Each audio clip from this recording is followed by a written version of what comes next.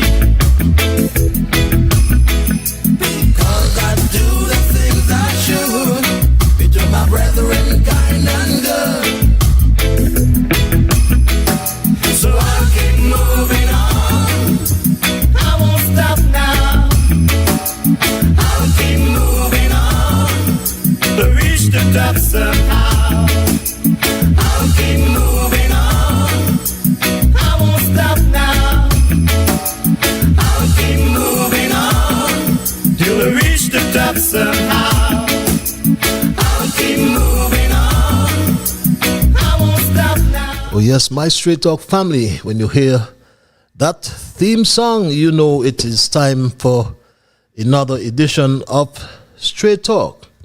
And time for me to bid you all greetings wherever you are in the world.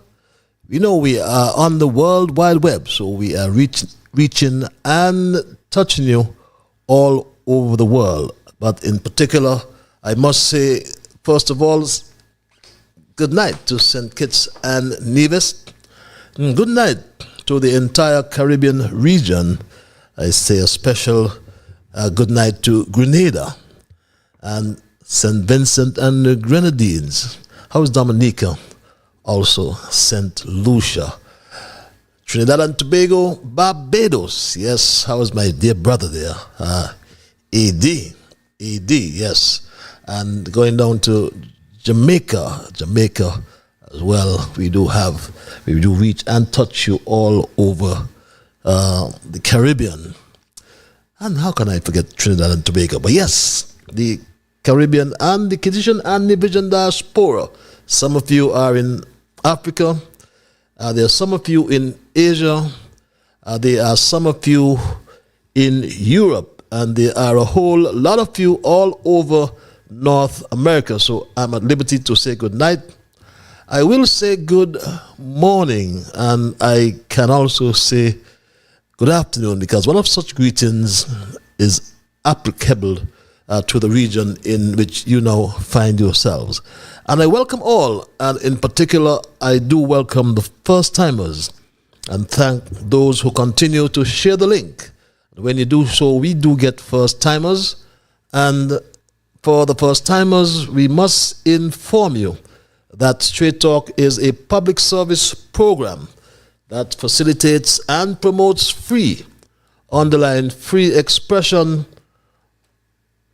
on all issues of national interest, be they legal, be they environmental, be they technological, social, economic, and or political issues. On Straight Talk, we do have a forum to express yourselves freely. Let us in the process strive strive to get St. Kitts and Nevis back to that enviable position of being one of the freest countries, if not the freest country in the world. It's a hard ask, but let's try.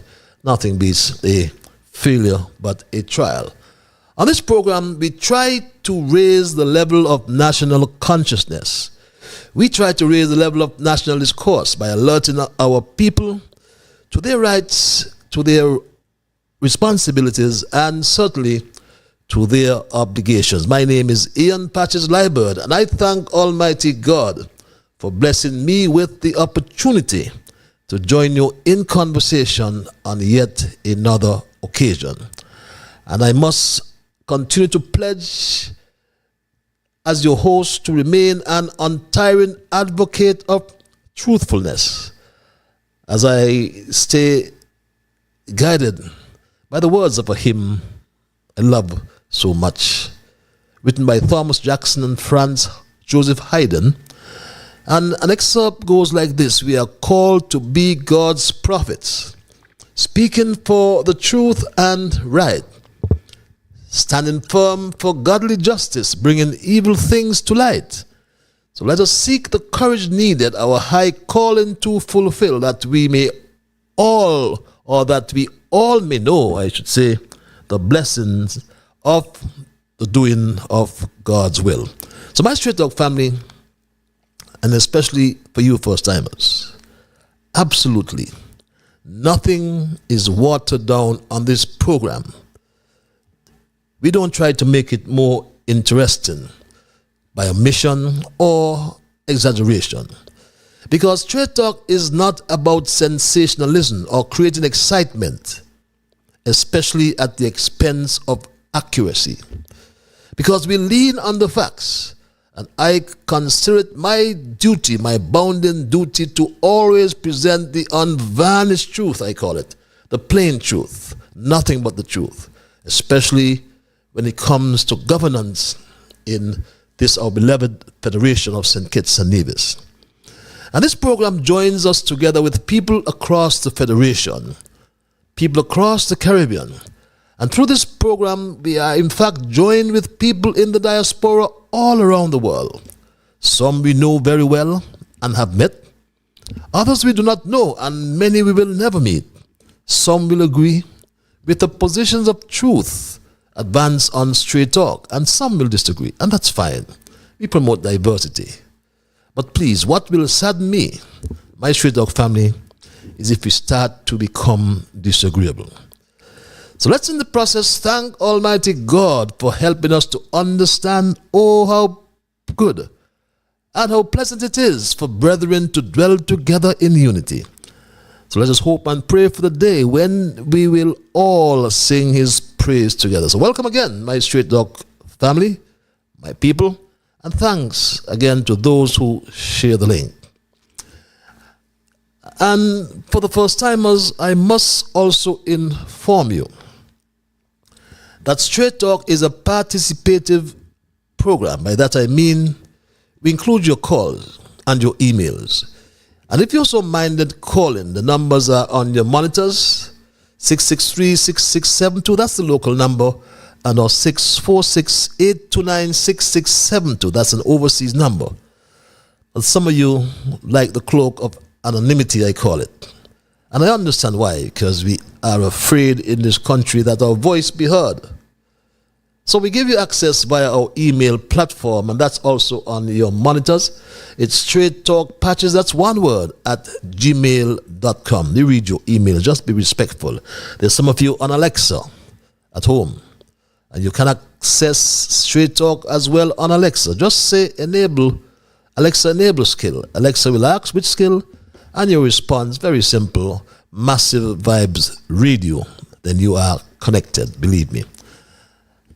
I'll be overlooking a serious a group of Straight Talk, and that's our junior brigade. If I don't say a special welcome to Dwayne, to Tristan, to Shama, Kevin, Young Roo, Jamal, Travis, and Travon. Yes, what about the special lady? Yes, I must hail the special lady in St. Louis. And yes, there's the Queen in Texas, but the special lady in St. Louis, I trust that all is well. And my Straight Talk family, on a sad note, we do want to recognize and announce the passing of Vincent Williams of Old Road, who has gone to the great beyond, having quietly transitioned this life on earth yesterday, Wednesday, the 12th of June. He's left to mourn his two daughters, Kay and Terren, also several grand and great-grandchildren, including my own dear daughter Shelley's and my grandson Neymar. His brother and sister-in-law Clive and Irma Utley. Mention must also be made of Carmen Utley and the extended Williams and Merchant families in Old Road and beyond. And those of who may also have lost loved ones that I have not heard about, we extend our condolences as well.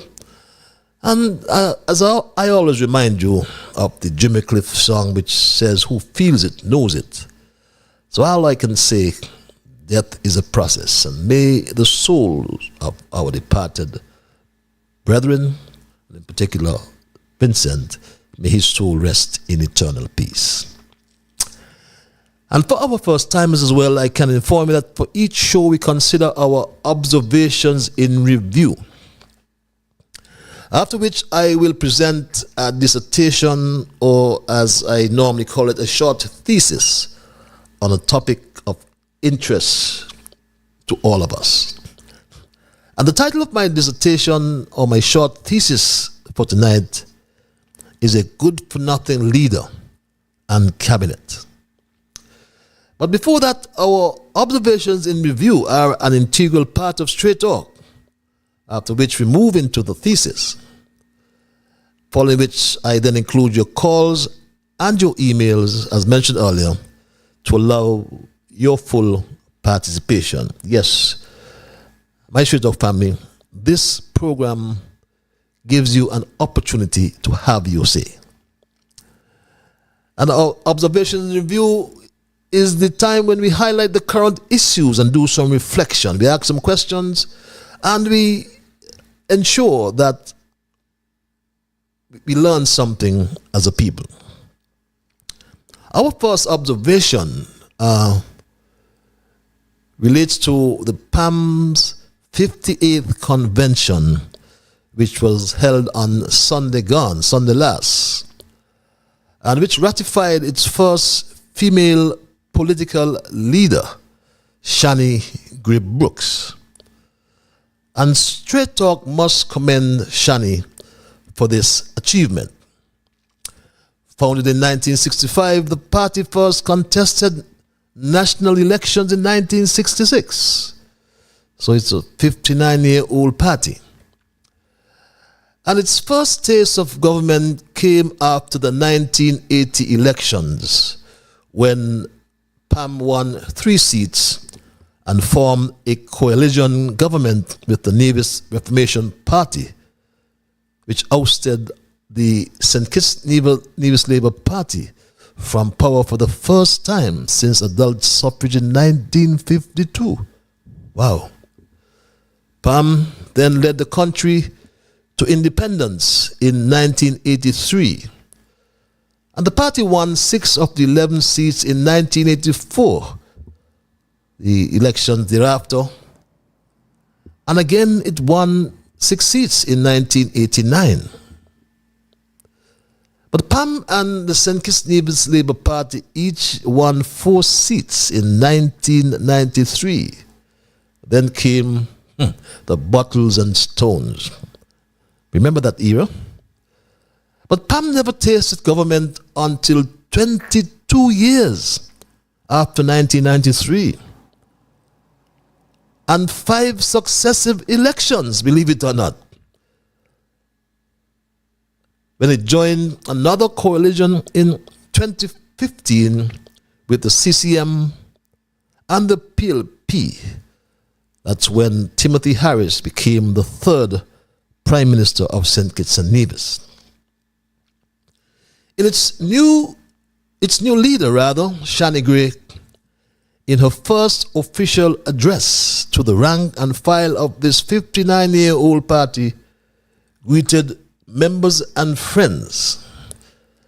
She greeted members and friends in what many call a braggadocio mood,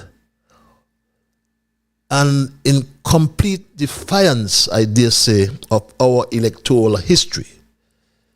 Because PAM always got into government via coalitions. But its new leader was boastful and or arrogant and made this proclamation, my Straight Dog family. She made this proclamation on Sunday.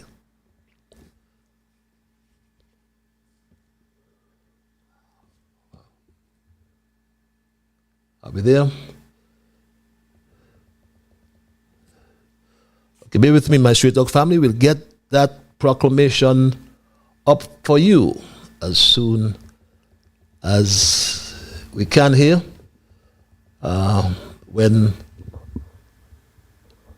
the first female leader that should be of the People's Action Movement, Shani Gray, spoke to the rank and file of PAM on Sunday last, and she, in fact,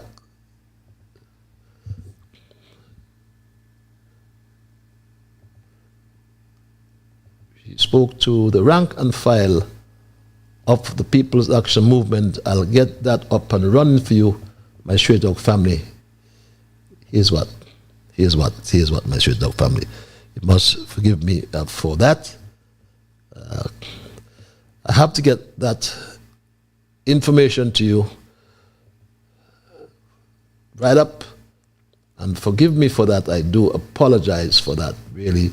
I do apologize for that in terms of what the leader said at the convention. It's so important that I get that up for you, my Straight Dog family. Where is that? I'm asking you. Just bear with me for 1 second. I do apologize for that. And but we'll get back to that. The new leader of the People's Action Movement did in fact say this on Sunday.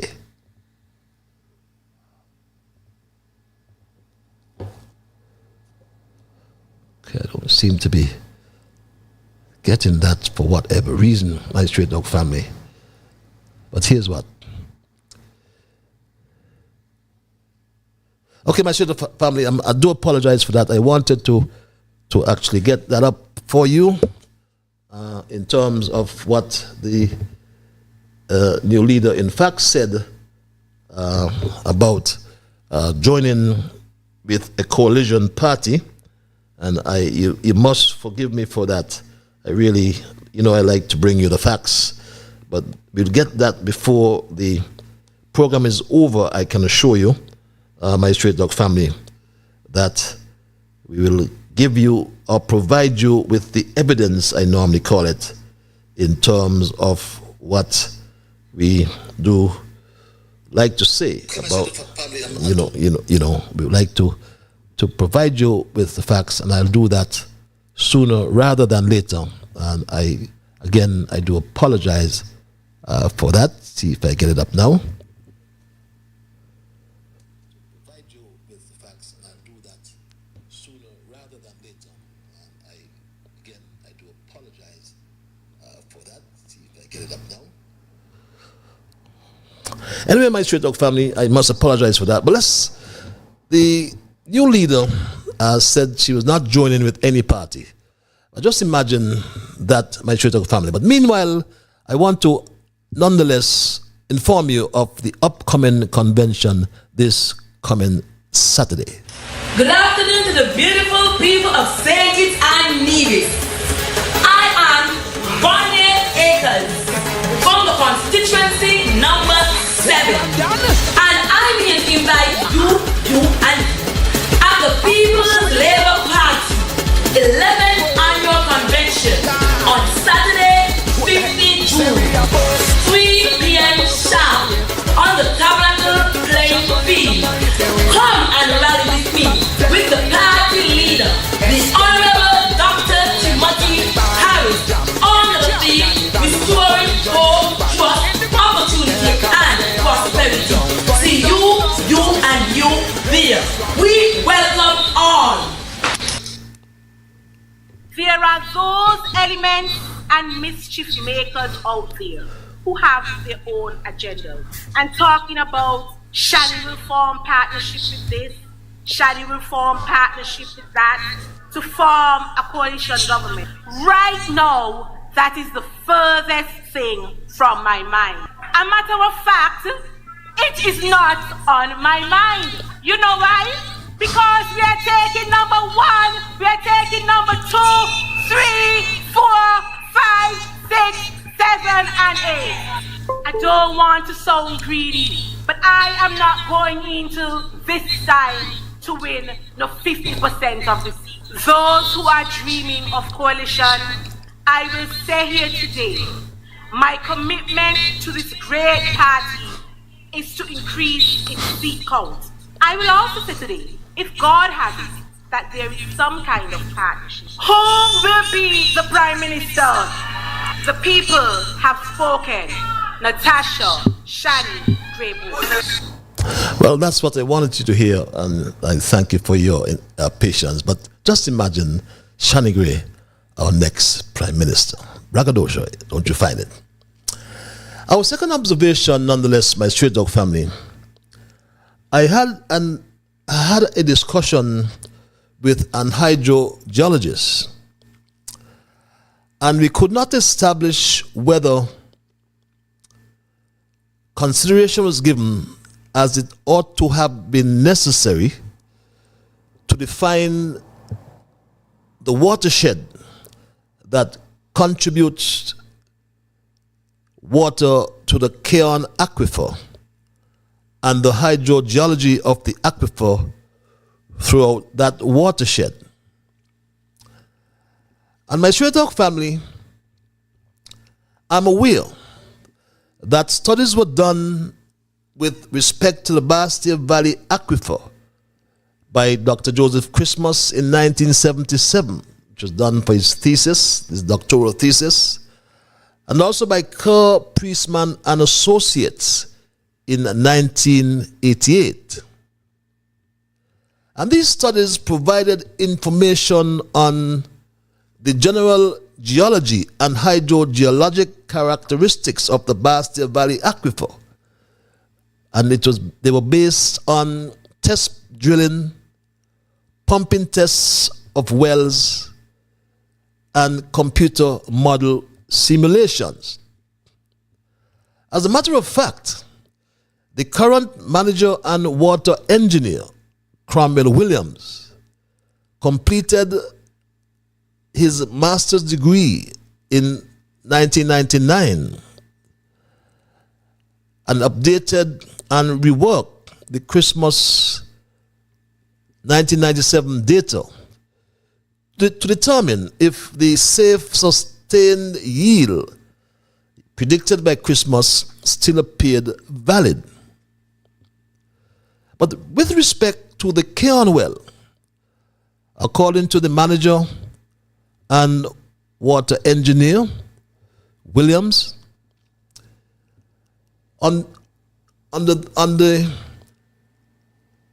there was rather a 3-day test on the Keon well, that should be.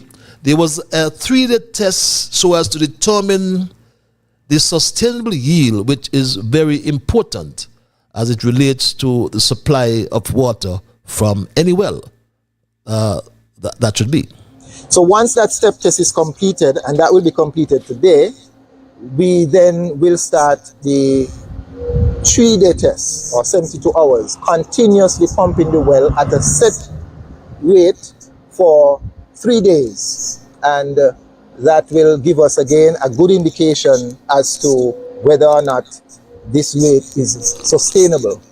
While we're doing these tests, we are also taking samples periodically for testing. We're doing some field tests here in the field using the monitor, but we'll also be sending samples off to the lab for further testing. I am providing this background because the sustainable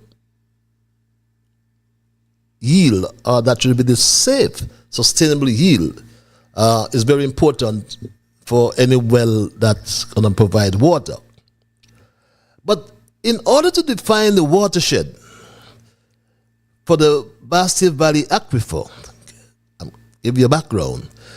The consultants Ocean Earth Technologies, OET, who were engaged by the United Nations Environment Program, UNEP, to undertake this integrated water resources management project within the Bastille Valley.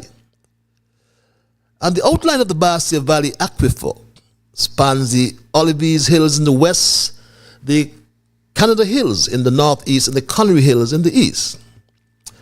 And this project, I may add, was part of a global environment facility, GEF-funded initiative called Integrating Watershed and Coastal Area Management in Caribbean Small Island Development States, GEF IWCAM.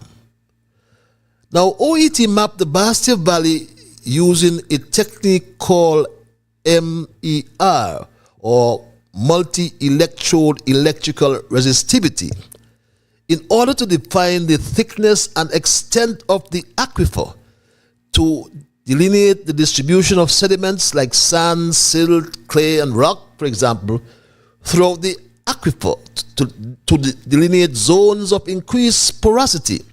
And in some cases, we have what we call a sandy loam soil that is highly porous. And they also did this test to delineate zones of possible contamination. And absolutely important as well to identify or establish the fresh saltwater interface, as it's called.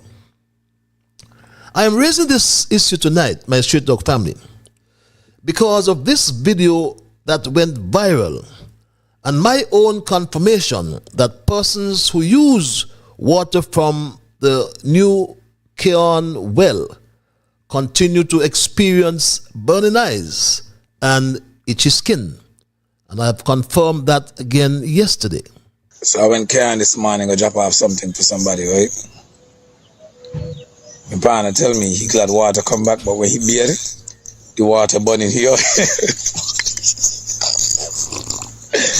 He look like Liburd Keon people, salt water to be. He might say he beat it. He face about I labor high for them here. My Straight Talk family, let's focus on the reality and remind ourselves that St. Kitts and Nevis, or St. Kitts Nevis, is in the Lesser Antilles, and we are all familiar with the Lesser Antilles, as you can glean from the map. And those familiar with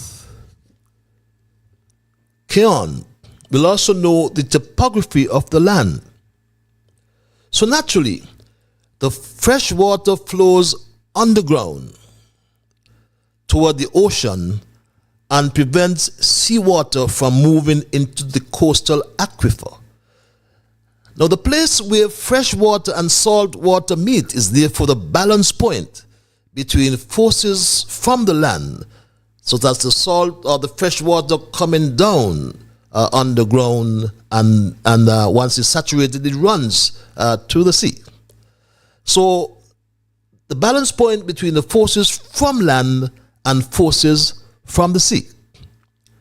And as mentioned earlier by the manager and water engineer Cromwell Williams, a lot of emphasis was placed on the safe, sustainable yield, overlooking the fact that excessive groundwater pumping can lower the water levels and draw seawater inland, leading to saltwater intrusion. And this phenomenon is detrimental to human health, to ecosystem, to crops, and infrastructure. As we can even glean, my straight dog family, from the sea level water and versus sea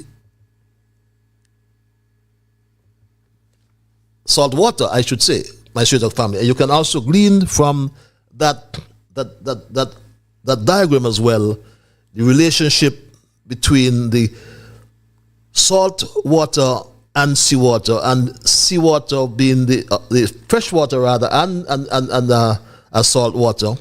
And that's an example of how it is interface there in any aquifer. In every aquifer there is salt water, especially with these coastal states, and it's determined as well by the sea level. And this is a coastal zone.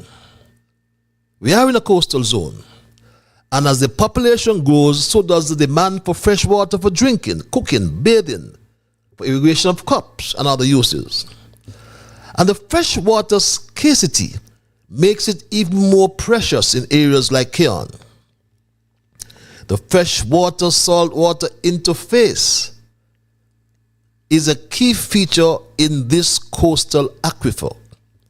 And from a water supply perspective, this interface marks the seaward bound of fresh groundwater resources that extend far offshore in this area, my straight dog family. And this gives you an idea of the interface with the fresh water and the salt water, my straight dog family. And this is what happens as you see the fresh water there in the blue sitting on the salt water there in the red. And so when we hear the complaints about the salt water, we must take them seriously. And the manager and water engineer must inform the people of Keon of the quality of that water, especially since we started the pumping. And we need to know what the quality is. And meanwhile, interruption of water continued in the area over the weekend as well. So lots of things are not being told about the issue of water in Keon. And we are going to follow that story until we get all the facts, I can assure you, my straight dog family. But we must take seriously the complaints about the possible salt intrusion in that well. But there's salt. But if the safe, sustainable yield, if the pumping continues 24/7, and then you get to that salt water, it would damage the aquifer, and one has to be careful. But we are following that, and we need to get some information from the manager and water engineer, Cromwell Williams. That's most I'll say tonight. But those are my observations for tonight, and I wanted to get back to that water issue in Keon and the complaints coming from those people who have used the water. So I'll move right into my thesis tonight, my straight dog family. And as intimated earlier, I titled my thesis, A Good for Nothing Leader and Cabinet. And my straight dog family, as young boys growing up with grandparents, those of us who did, we would have become familiar with words like good for nothing. And it was a term used to describe someone that was of no use or value, or someone who is lazy, someone who just upset your grandparents, just said you're good for nothing, little boy. How many of us experienced that? But in tonight's context, we examine the performance or lack thereof of the current Prime Minister and his cabinet as of August 6, 2022. At home or abroad, and heading fast towards 2 years in office, no matter who you speak with, And no matter where you go to in St. Kitts or Nevis, the cries of the people are the same. Life is hard. Things are bad. And the most popular refrain heard everywhere is we have a good-for-nothing leader and administration. People cannot afford to buy sardines and milk. And that to me demonstrates a failed leader and cabinet. And this good-for-nothing July has no solutions to our problems, my straight dog family. No solutions. Parents who use Kellogg's and carnation milk from time immemorial, my straight dog family, are now told to use inferior products, my straight dog family. Use Sunshine Flakes and Bonnie Milk. July admonishes the people of this country. However, I want to say to our people that we have alternatives. For example, and I would like to point out that a box of Kellogg's, same size, I think it's 21 grams, same size, costs about $21 plus. If you get the Sunshine brand, is half of that. It's about $11. So for every product that we are accustomed to, we have an alternative. I can't tell Kellogg's how much to sell this stuff for. And you know, we have sought to decrease trade taxes and so forth in an effort to drop the prices. But if we take away everything, the government will make no money at all. Remember the carnation milk, wherever it is produced, it costs more. So no matter how you import it, you are going to be paying more for carnation milk, for example, because that's an imported item and you're importing the inflation. However, if you choose another brand, for example, Bonnie, or any other brand it is significantly cheaper. Imagine that, my straight dog family. No solution whatsoever. But reflect that under the Team Unity administration, 17% VAT was removed from food. That meant that when poor people went to the supermarket with $100, they could have afforded to buy 4 or 5 pounds of chicken from that $100 bill. Not now. My straight dog family, as July even confessed in Barbados, that in St. Kitts and Nevis, when you go to the supermarket with the same $100 bill, your child can now carry your bag of groceries. Not me. He said this, my straight dog family. Just tonight, I was asked by the Prime Minister, what is the cost of a pound of chicken in St. Kitts? Well, of course, I asked my press secretary to take a look. And I reflected and wondered why the Prime Minister was asking such a question. And it's because I am thinking in my own mind that the cost of chicken might be going up. But as I reflect on it, we in St. Kitts and Nevis are also facing the same challenge. People are now making memes that I used to go to the supermarket with $100 and I couldn't fit on a bus or put it in my car trunk. Now when I go with $100, the child can carry how much things I can buy. Imagine that, my straight dog family. You go to the supermarket with $100 and your little child can carry how much things you can buy. That's coming from the Prime Minister. Just ask the single mother who will tell you things are getting tougher and tougher, my straight dog family. That's what she will tell you. Things are getting tougher and tougher. It's getting tougher and tougher and tougher. Imagine a little tin of sardine for $5. It's ridiculous, Mr. Prime Minister, and we really need a help, but we do have a rough time. A rough time in St. Kitts and Nevis under this July administration. This administration has not completed the first 2 years of a 5-year term, and everyone has gone into survival mode. Can we survive under a government that lacks leadership? Can we survive under a government that lacks transparency, creates no jobs, and has no respect for the rule of law? The law of lid, my straight talk family, states that there is a lid on or a limit to our potential that is determined by our leadership ability. He promised the rule of law in the country, where the poor and rich will have equal access to justice.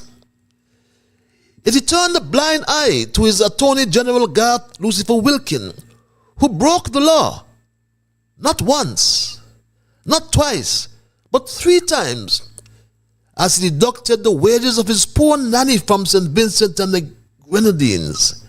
He never matched her contribution and paid the monies into the Social Security Board. Have you observed any improvement in the justice system of St. Kitts Nevis over the past 2 years? What examples have they set when the chief legal advisor breaks the law of the land? No wonder there's so much crime and violence. A few days ago, the Federation recorded its 15th murder for 2024. 1-5, my straight dog family. Under this Jew Labour administration, there have been 54 murders since taking office. Imagine, my straight dog family, high day armed robberies seem to have become the norm in St. Kitts. The last one was reported in Sandy Point just yesterday. My straight dog family, high day robbery. Then looking for talking. Open the rocket. Hey, no, no.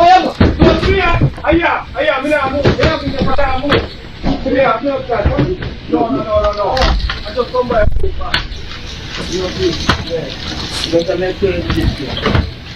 Yes. Hold on, find a little. I could have got that on I love it. Blackness, oh, yeah, no. You, oh, yeah, no. Then you can let that. Oh, yeah, so. Oh, no move. Come on. Blood clot. Come.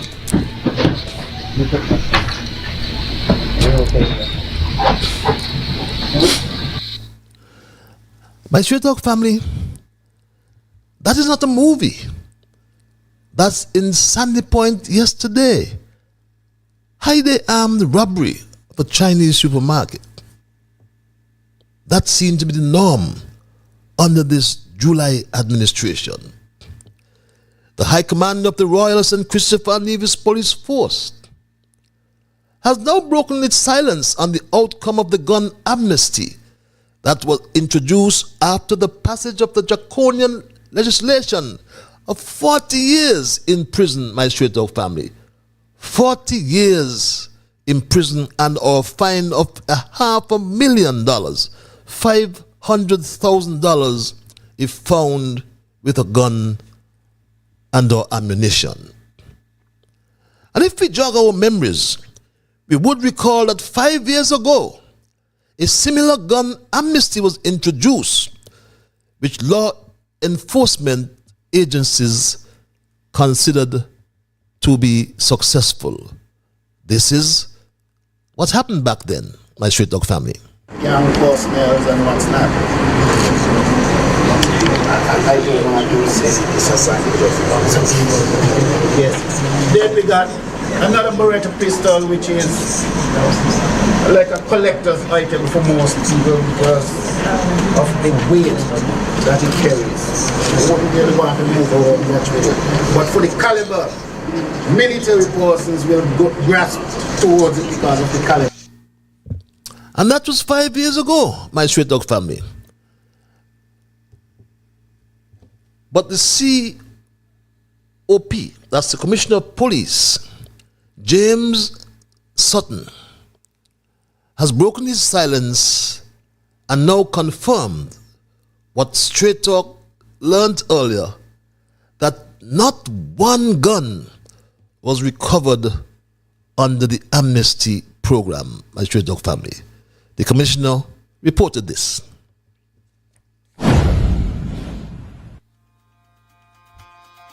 The gun amnesty has officially ended effective May 25th, 2024. Regrettably, many of you have missed an excellent opportunity to turn in your illegal firearms without facing any legal consequence or fear of prosecution. Well, your bargaining power is over. There is no further avenue for negotiation in this regard. Your blatant refusal to comply with this initiative has clearly shown your unwillingness to end or curb gun violence. As such, be equally prepared to face and accept whatever may come your way. We are aware that the guns are out there. Your refusal has not only motivated us to intensify our efforts, but to remain vigilant and steadfast in our pursuit to seize all illegal firearms and to apprehend offenders.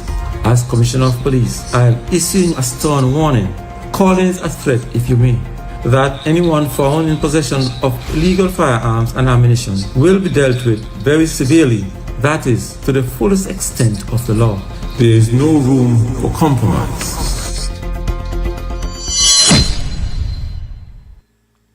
Yes, my Stray Dog family. We all know that the guns are out there. They are killing people.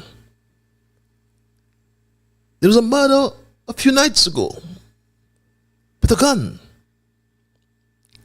There was an armed robbery yesterday with guns. So, my Stray Dog family, we have to go back to the drawing board. With poverty comes crime. And July had promised to eradicate poverty in St. Kitts and Nevis. Have you seen a decrease in poverty during the last 2 years? Just today, my Stray Dog family, they have stopped the PAP, introduced Lyft. Thousands of people are off the PAP.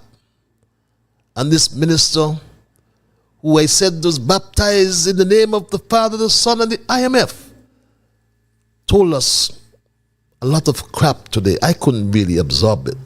Tell you the truth, my Stray Dog family.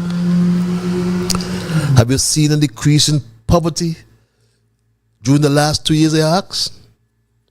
On the contrary, July and his cabinet are allegedly involved in artificially increasing the already high salaries by claiming US $400 per diem on the extensive and frequent travel all over the world.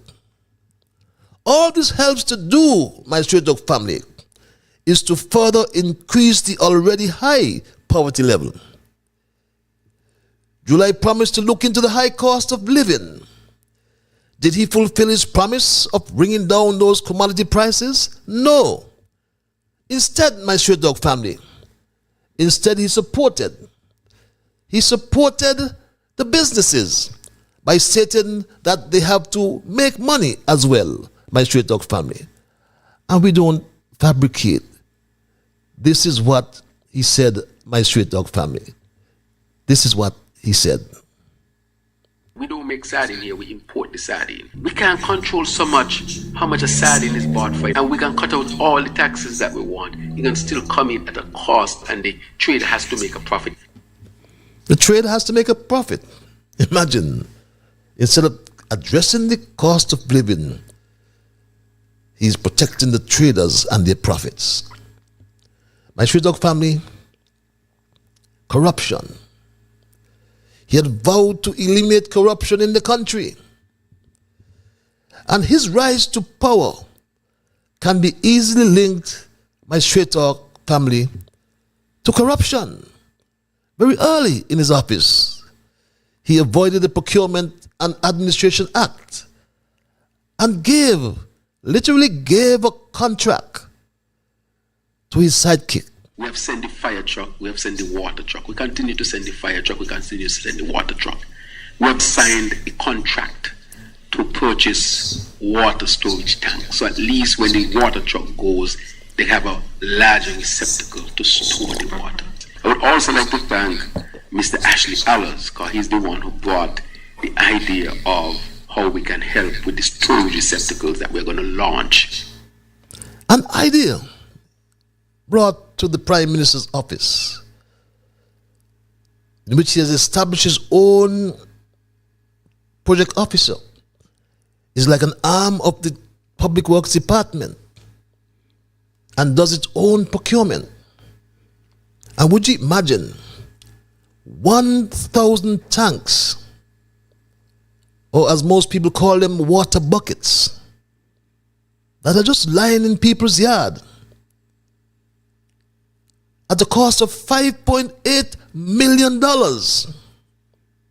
And we don't know how many have been delivered to date and to whom. Think about the Robert Llewellyn Bradshaw Museum. $8 million already spent, but now the work has stalled. That project as well, my Straight Dog family, was not tendered and should have been completed by September 2022. This is what he told us early in his term in 2022. Currently it's under construction, and we're hoping, really pushing to see if we can complete it by September 16th. I know that's a lofty goal, but we are really pushing. If not, definitely we want to complete it by this year. We expect it to cost in the region of maybe about $4 million. Construction is going on, and to about maybe $4 million grand total at the end of the day. And that $4 million, my Straight Dog family, has been hiked to $8 million. Yet that construction is not going on.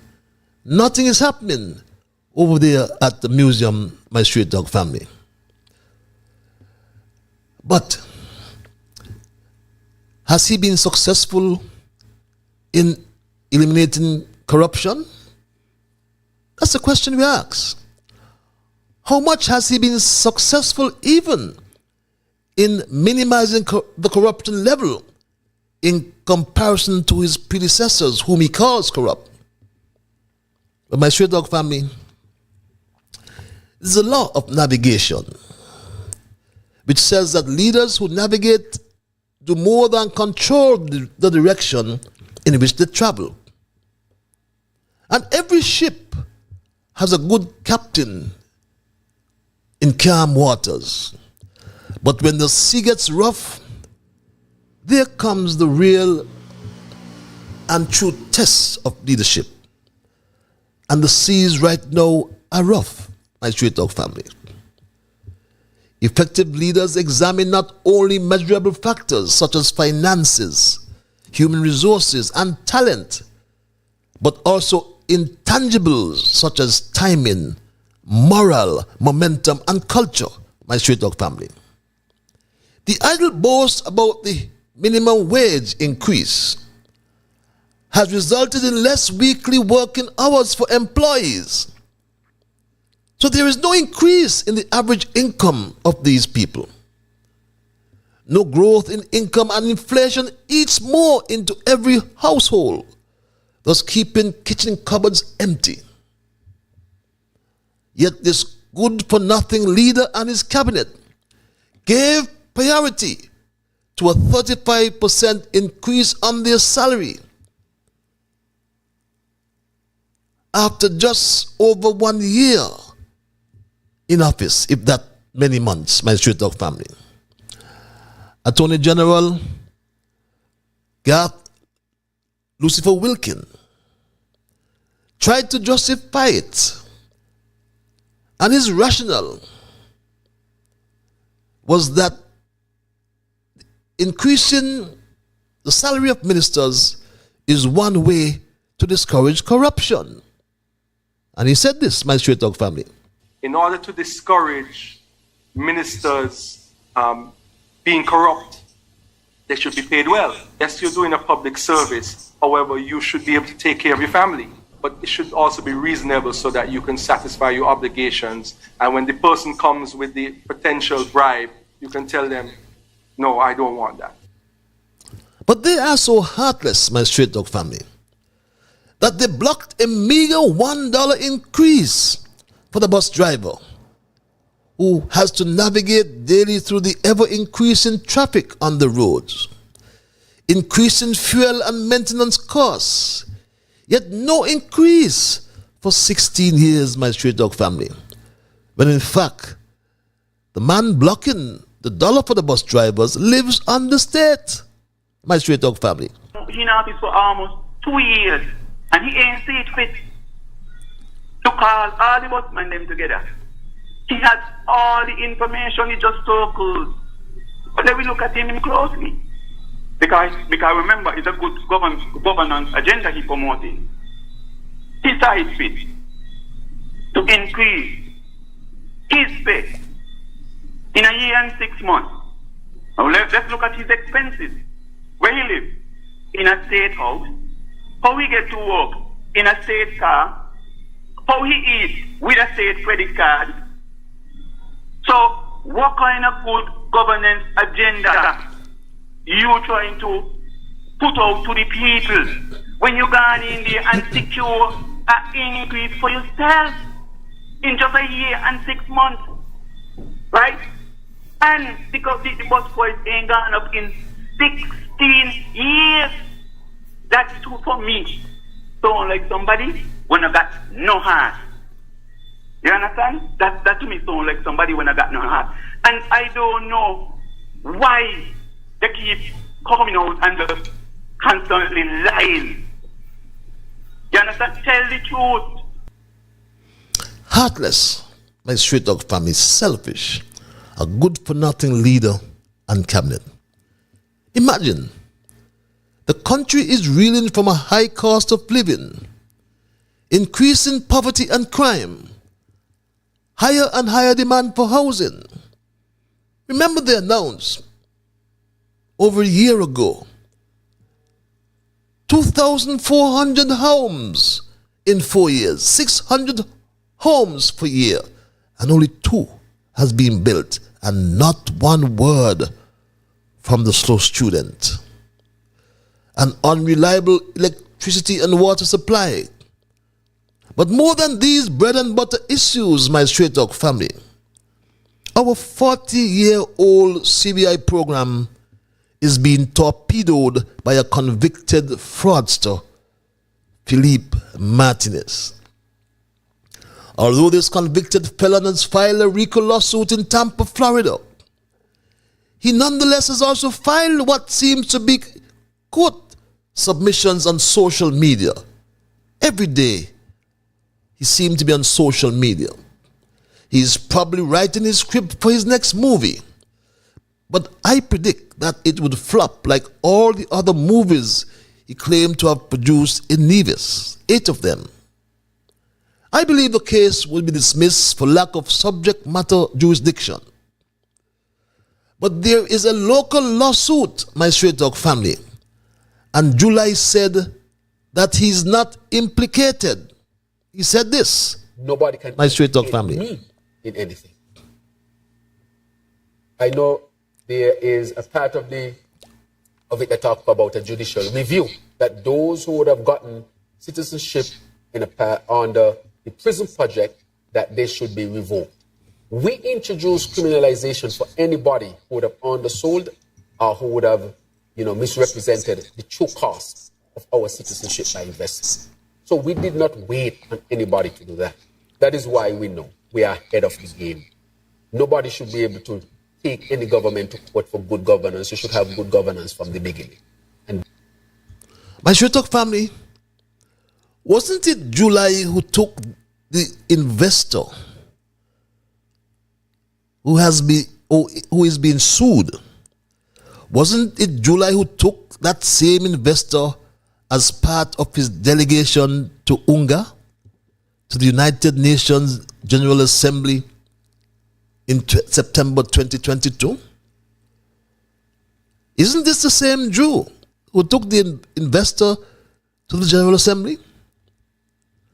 Wasn't it the same July, my Straight Talk family, who said while in opposition, he said that the prison project was a criminal project, or it was a crime to introduce this project. He said this, my Straight Talk family. The prison project alone is providing $2 billion penalty. But that's a whole nother big scandal by itself. Over $2 billion. That is a crime. It is a crime that the government is committing. That is a crime. Somebody needs to be brought to the court for that. It is not right that something like that should happen. But my Straight Talk family, when the same July got into office, he signed all these certificates of registration, thus approving all these passports for the same prison. And he said that it just could not be switched. Yes, the same July said this, my Straight Talk family. We understand with the CBI program, you just can't switch to anything else. Just couldn't switch to anything else. But a liar, it is said, has no memory, my Straight Talk family. So July obviously forgot that he took the investor to UNGA, United Nations General Assembly, with his delegation. Then he signed off on the same prison project that he claimed was a crime. But the July, his cabinet and his advisors are nothing but confusion, my Straight Talk family. All confusion, my Straight Talk family. You know, I'm a little bit disappointed. I just happened to be listening to this program, and two intelligent persons, and we, the hearers, are hearing just confusion. Okay. Nobody is listening to the other one. I agree with that. And you should be discussing to bring enlightenment, information, and awareness to us, the general public. I agree with just that. Back and forth, throwing words here and so. Nothing sensible coming out of it. I'm very disappointed. Okay, so what is your what would you like to say? What would you like to find Would you out? allow me to? Pardon? What would you like to find out? No, what I want to, it's not just what I want to find out. It is that you are projecting something for the awareness of us, the general public. And it's good to hear, when I'm hearing the back and forth and what I've gathered so far. And I must say this, you, as I understand, you are the advisor to the Prime Minister. Yes, I am. But you are making it clear, or you're saying in a very brash way, you're political, you're saying, therefore you're saying that we shouldn't have much confidence in what you have to say. Okay, but if you if you wish to think that way, you're free to think that way. You probably have come with a lot of information, education, and what have you, and we would want to hear that. But And yes, my Straight Talk family, confusion coming from a special advisor as well to the Prime Minister. But imagine, with all the confusion swirling around the CBI and so many claims of corruption, July and his wife, my Straight Talk family, went all the way to Istanbul, Turkey, to promote the CBI. Yes, we know that July's wife is a lawyer. But where was Skipper, my Straight Talk family? Where was the St. Kitts Investment Promotion Agency? What is their role? Straight Talk gave you an insight into the role of Skipper in our last program, my Straight Talk family. We gave you this. We have seen many persons who have shown interest, persons from Abu Dhabi, Dubai, Africa, Nigeria, Syria, several countries, and many of them have shown their interest in becoming citizens in our country, where we offer citizenship by two forms, one by way of real estate and the other by way of donation in the country. As a government agency, we're responsible for approving all the projects for the citizenship by investment. And so the Skipper is responsible. So we asked the question, my Straight Talk family, simple question. Why did July go to meet these businessmen all by himself? All by himself, my Straight Talk family, to promote the CBI. And he informed us of this by his Facebook page, my Straight Talk family. He informed us that he went to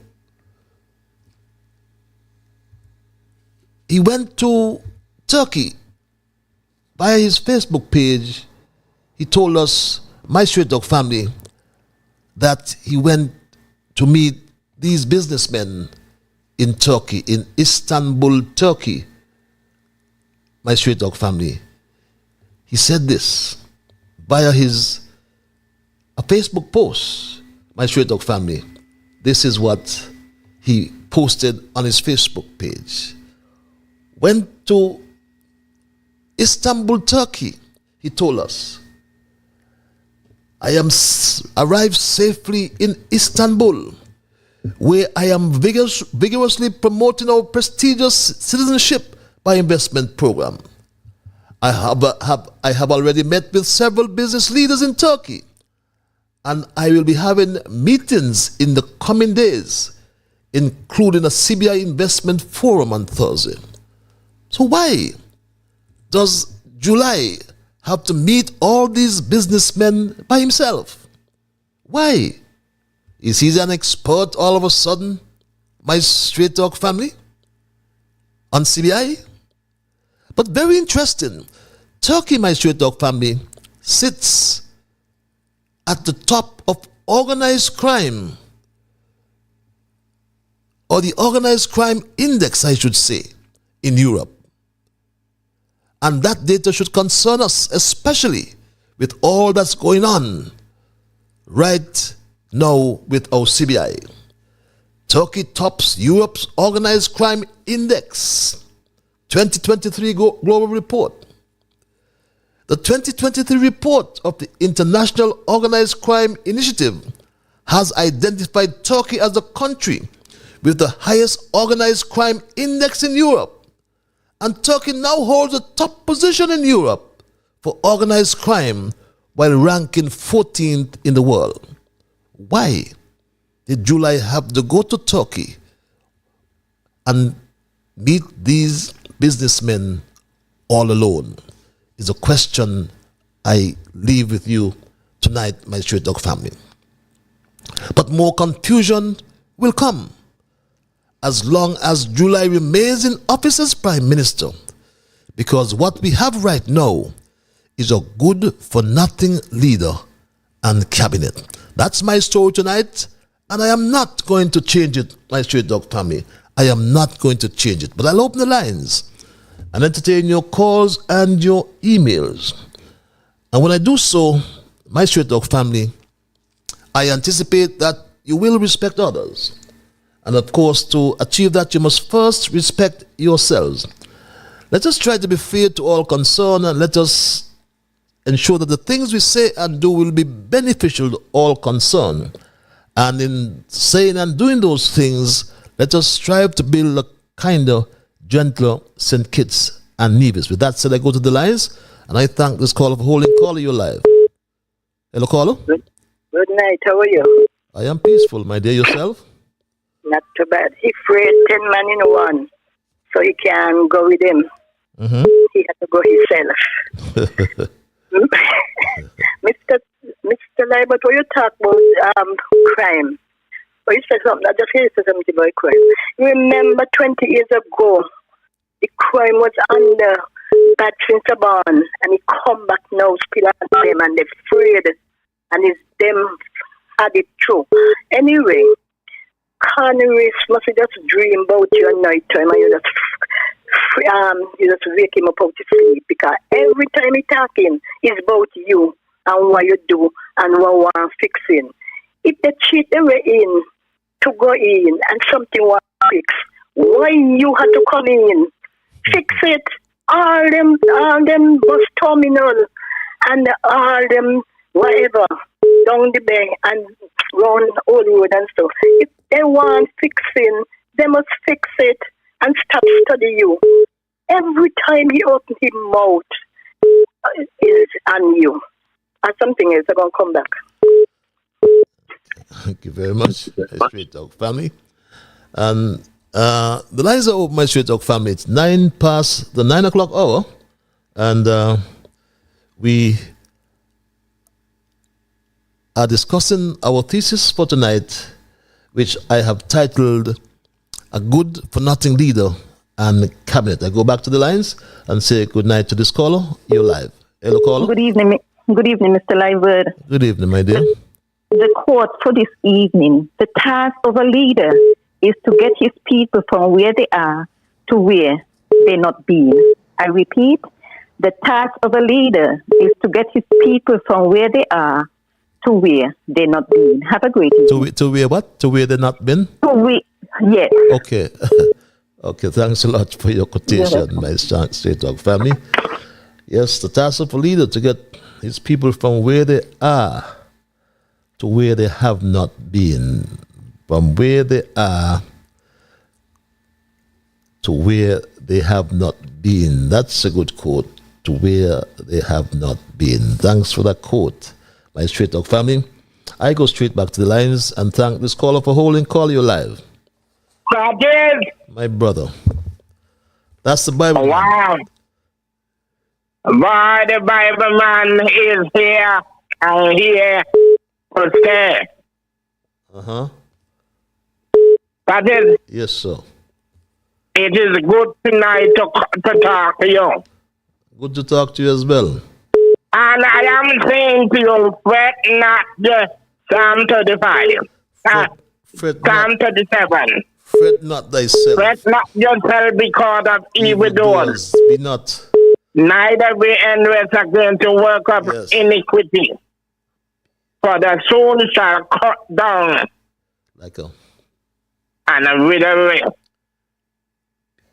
Psalm 91.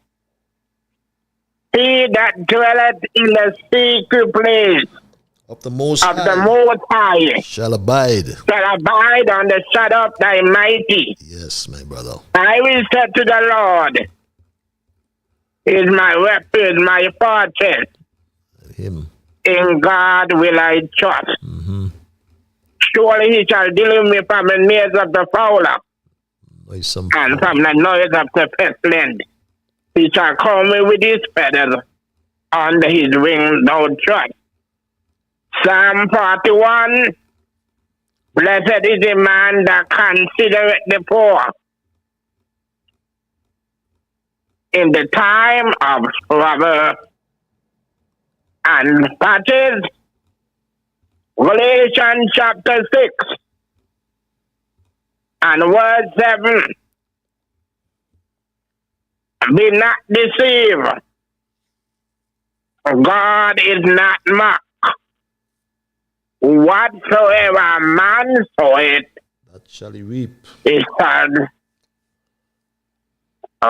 Whatever a man soweth, shall also reap. That is, I am going to say something tonight that I am going to finish now. In this life that we are living,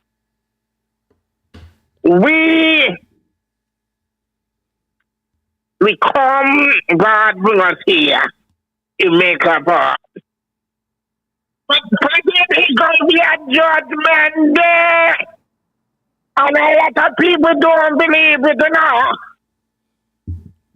What is going to happen? Mr. Patel, Hebrews chapter 9, verse 27, it is an appointed unto man who wants to die, but after death is the judgment. And a lot of people must understand that, you know. That is, good night to hear. I don't want to go take up no more time. And so, me tell you good night, Patrick. See you. Have a pleasant night. Have a pleasant night, my dear brother. And always happy to entertain your spiritual intervention. And Patches, good evening. Reads this email. I'll get my emails out. They're piling up for me. The latest development at the airport is that July has a sister whom the Minister of Tourism promoted to supervisor when they got into office. Well, Patches, the workers at the airport say she has no kind of qualifications, not even basic CXC, much less English.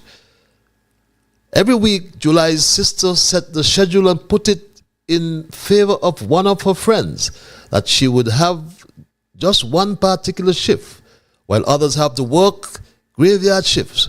But the workers couldn't take it no more, and they went straight to Don Grant, who's the manager, and he was upset and went and rescheduled the shift, that everyone has a fair schedule to work. July's sister was pissed off and mad about what Don Grant did and went to the Human Resources Department to complain to the manager. Well, I wonder if July's sister don't know that Don Grant is higher than the Human Resources manager. Is people like July's sister has this place in a mess and has the country running how it's running because she feel because a brother is in power, they can do as they like.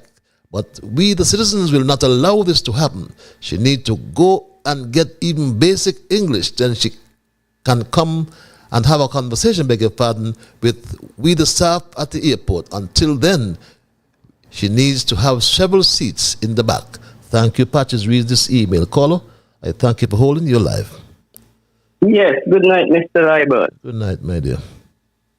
Yes, there is one thing I want to comment on that I keep hearing you repeating over the various broadcasts that you have. And that is the point that you're bemoaning the fact that the 40 years that was placed into law by the governing body for persons found with illegal firearms. I would beg to defer or to ask you to discontinue saying that, because here are the facts.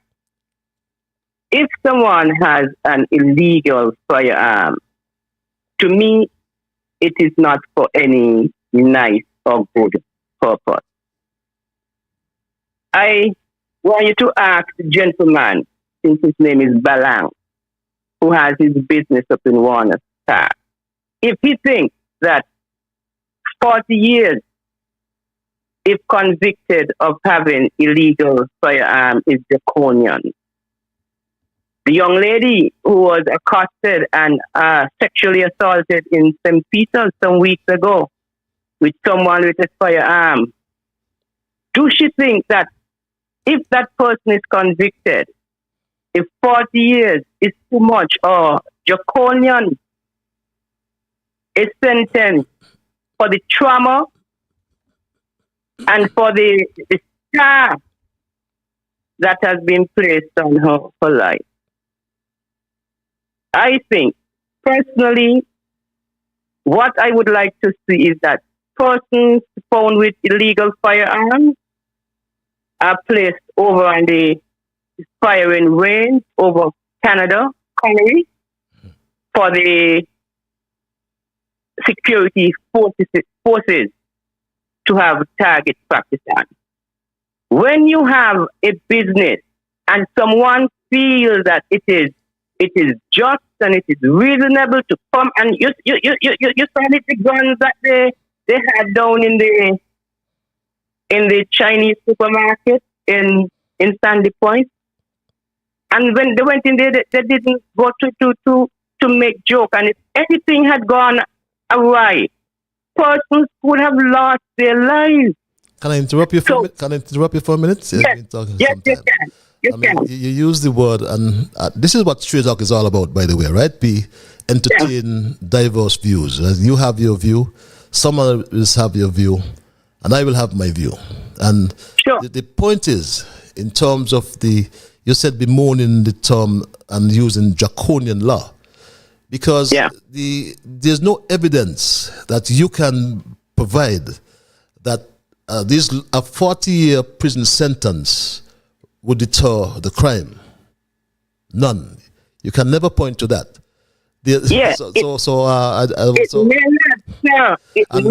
And one other point. Sorry. I'll let you speak. One other point, right? In terms of the firing squad and so on. Yes, but that we have outdated that, and it is not. It is the UN human rights that would deter that. Because really, if I had my own way, for example, I will take that convicted criminal who's trying to mash up our CBI and flog him in the square. But the human rights don't allow that. But the point is, though, that there's nothing. And no judge, hear me out, no judge will send no one in St. Kitts to 40 years in prison for a gun. So that is only a political gimmick or gimmicking, really. But go ahead. I'm sorry to interrupt you. If that is the law, then I think the judges would be guided by the law. No, the parliament or the executive cannot guide the judiciary. They are separate. Okay. They are separate branches. I want to ask a question. It may not be what should I say, pleasant or anything. I want to believe that I was told that there's some time ago a family member of yours were shot or something like that. Yeah, my son was assassinated. Yes, and I still believe that a 40 year is a gun sentence. It's crime. It's just political grandstanding. Okay. No judge, no part in this world can send anybody for 40 years. Yeah, okay. And so what do you won't deter it? Hello? Yeah, what do you feel would be a just sentence if that person who assassinated your son was found and convicted? Well, that is the horse is out the barn, right? So I won't, and I'm not one who I'm one who I'm at peace with my God, I'm at peace with myself, and I'm at peace with the world. So when you hear me say I'm peaceful, that's me. I'm at peace with my God, I'm at peace with myself, I'm at peace with the world. So I don't look at life from that perspective, quite frankly. Okay, finally, you are intimating that sending someone to prison for 40 years will not deter any crime. But what I am sure is that that person who would have been convicted for having that illegal firearm would be placed out of the public domain, and the threat of someone losing their lives and being robbed and everything would be abated for 40 years. But no one can get 40 years. I guarantee that no judge would send anybody to 40 years. It's just political grandstanding. We can agree on the fact that they may or they will not be sent to prison for 40 years. But we should wish they would be sent to prison for lifetime, because you have a criminal mind by possessing an illegal firearm. An illegal firearm, your intent is to do harm to innocent, hard-working people. And my wish is to see them put away from society perpetually. Never again to, because the trauma, because the people, the guns, they're going to have flashbacks. They're going to have sleep at night. Let me say this. While you're out there with your gun, you get 3 years, you come out. It cannot be right. They need to be. I'm sorry to interrupt. I'm sorry to interrupt. I'm really sorry to interrupt you, right? But I'm trying to have a dialogue with you since you raised the point, right? We're not promoting no sentence at all, right? But what I'm saying to you, that this 40 years is just political grandstanding. And I can say to you that I was a member of the cabinet when the alternative lifestyle program was brought to the cabinet. And cabinet is a collective. And just like you said, I saw it on both sides, as a victim's father and as a citizen, right? And when it came to the cabinet, the rationale that came forth, I understood it. And there's one thing I didn't understand, and I asked about the elephant in the room, that was the guns. And they said that the guns would be the second phase. And I can say to you that the amnesty and the first amnesty brought in, I think, was 37 guns. Why has this amnesty not brought in any guns? These are questions you must ask yourselves. The other question is, right, the peace program, nobody can say it did not work. because the murders moved from 36 in 2011 to 8. Under Team Unity at August, there were 2 murders. So it is more than sending or talking about 40 years in prison. It's much more than that. We have to go back to the drawing board. Your Prime Minister says, our Prime Minister says it's a public health issue. Another leader says it's a social issue. So we have to get back to the drawing board and understand why are these people committing these heinous crimes, whether we're armed robbery or murder. That's the real issue we have to address. There's one answer to that, Mr. Liburd. They're criminally minded. That is it. There's one answer. They're criminally minded and criminal will commit criminal acts. Thank you. I thank you very much for your intervention tonight, your contribution. I really appreciate it. And that's what Straight Talk is all about. We don't always have to agree. But have yourself a wonderful night. Okay, great. You also. Thank you very much, my dear. That's what Straight Talk is all about. My family, in terms of whether this long prison sentences deter crime is always debatable. But Ian reads this email. Greetings. Your bandmate, Dr. Wusi, is back in the limelight, talking things he does not have a clue about. He was on the edge a few days ago, and I quote, 3 factors that create criminals. 1, when you were young and you fell, beg your pardon, and hit your head, you tend to be psychotic and become a criminal. 2, you just born bad. And 3, you want that what you see gang members have, and you go down that rabbit hole.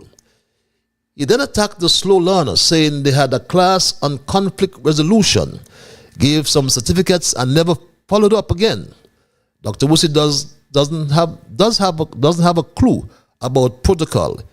He should visit the education minister and make a suggestion and go from there, because the slow learner has more degrees than a thermometer. Patches, he's bright.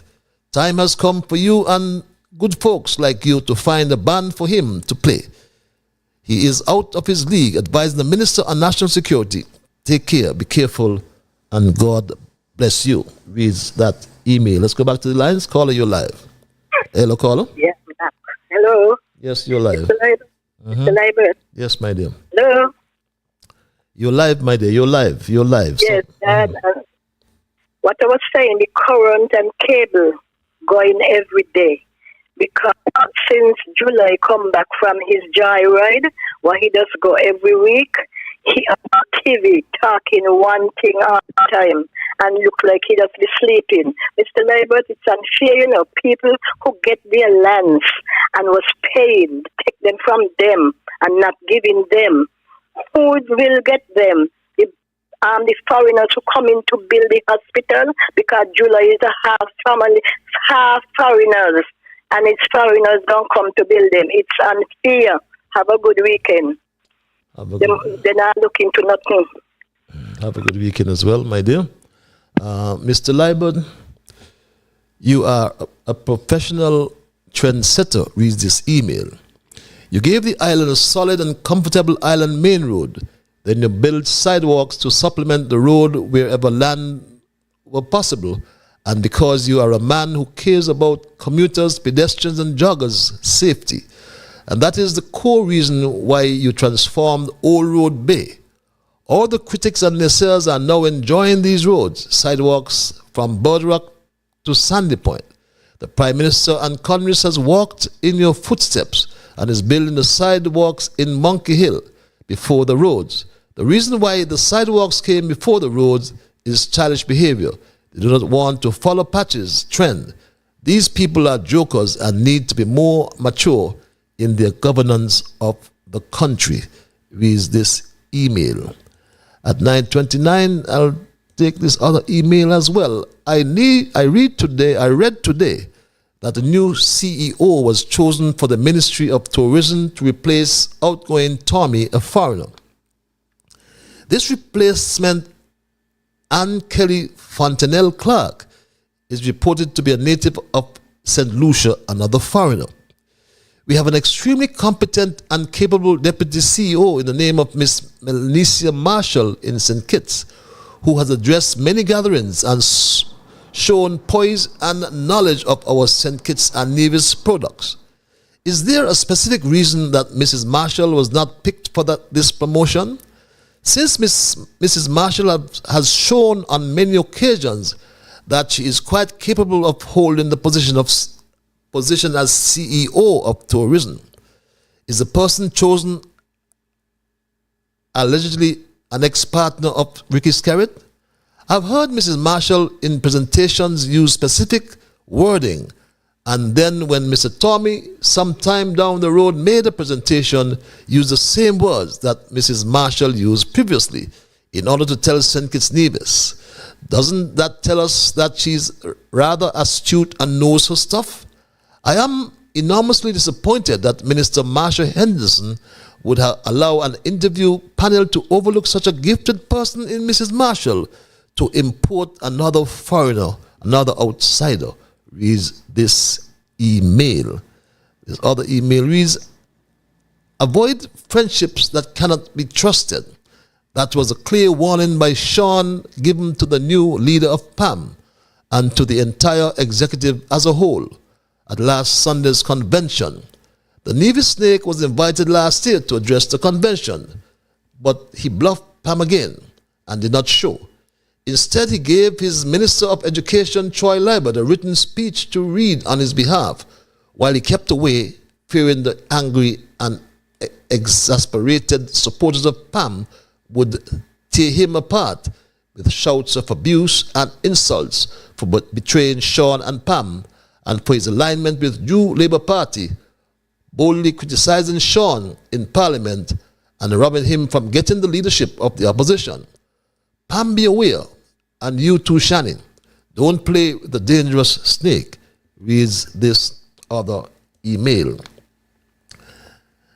Jew is mashing up our institutions. Hello, Patches, reads this email. Dr. Jew is unleashing on this country a Cuban doctrine that is detrimental to St. Kitts and Nevis and will cause the collapse of our major institutions in this country very soon. For example, why is he victimizing, marginalizing, and getting rid of all persons he don't think supporting him politically? While at the same time, all of his political activists and campaign managers are appointed at the head of our most important institutions, including the National Insurance, the National Bank, Social Security, the CBI, the police, and national security.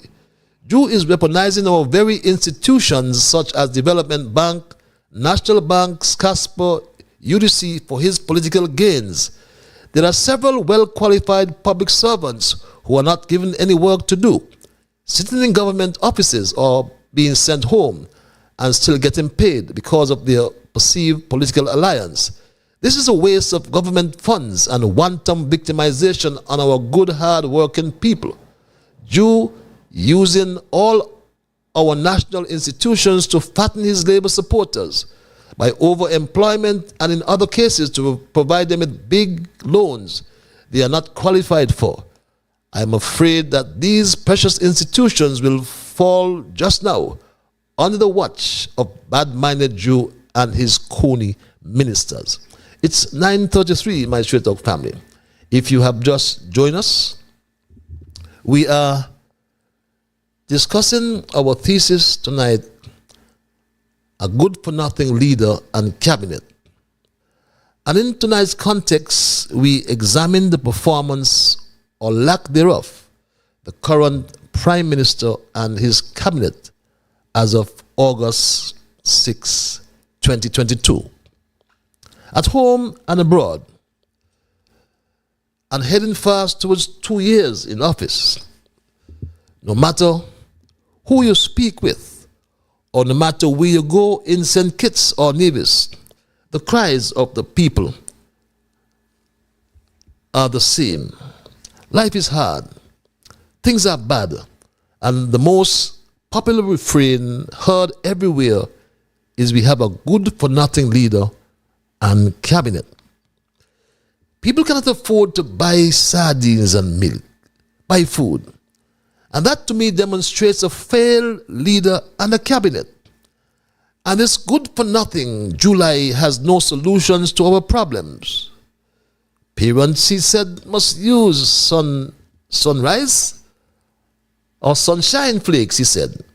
They should not use Kellogg's. This is what he said to the parents, my straight dog family. Use poor quality commodities instead of the various commodities that we are accustomed to. And all they do is travel. And as he said, he works overseas, my straight dog family. Please.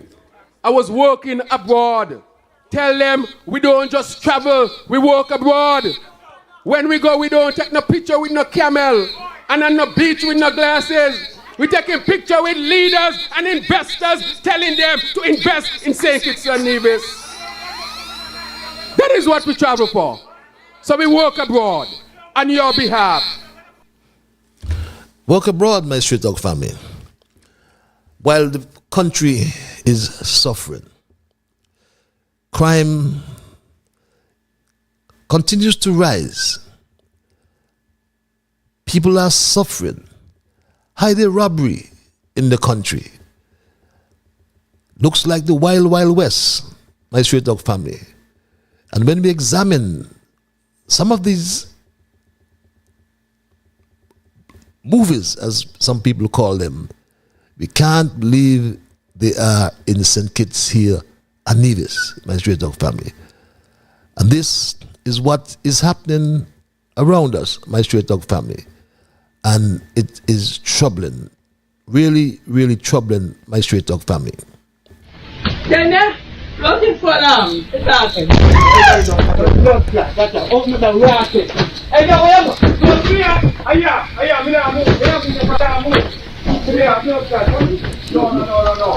just come back. Better make sure hold on, find a little. I to the back there on I lock it. That sir. Oh, yeah, no. You oh, yeah, no. Then you can let that. Oh, yeah, sir. Oh, no move. Come here. No, blood clot. Come.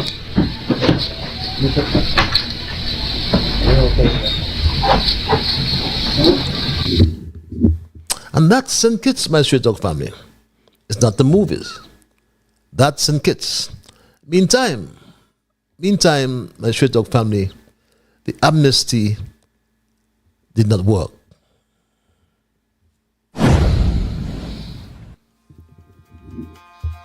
The gun amnesty has officially ended effective May 25th, 2024. Regrettably, many of you have missed an excellent opportunity to turn in your illegal firearms without facing any legal consequence or fear of prosecution. Well, your bargaining power is over. There is no further avenue for negotiation in this regard. Your blatant refusal to comply with this initiative has clearly shown your unwillingness to end or curb gun violence. As such, be equally prepared to face and accept whatever may come your way. We are aware that the guns are out there. Your refusal has not only motivated us to intensify our efforts, but to remain vigilant and steadfast in our pursuit to seize all illegal firearms and to apprehend offenders. As Commissioner of Police, I am issuing a stern warning, calling it a threat if you may, that anyone found in possession of illegal firearms and ammunition will be dealt with very severely, that is, to the fullest extent of the law. There is no room for compromise.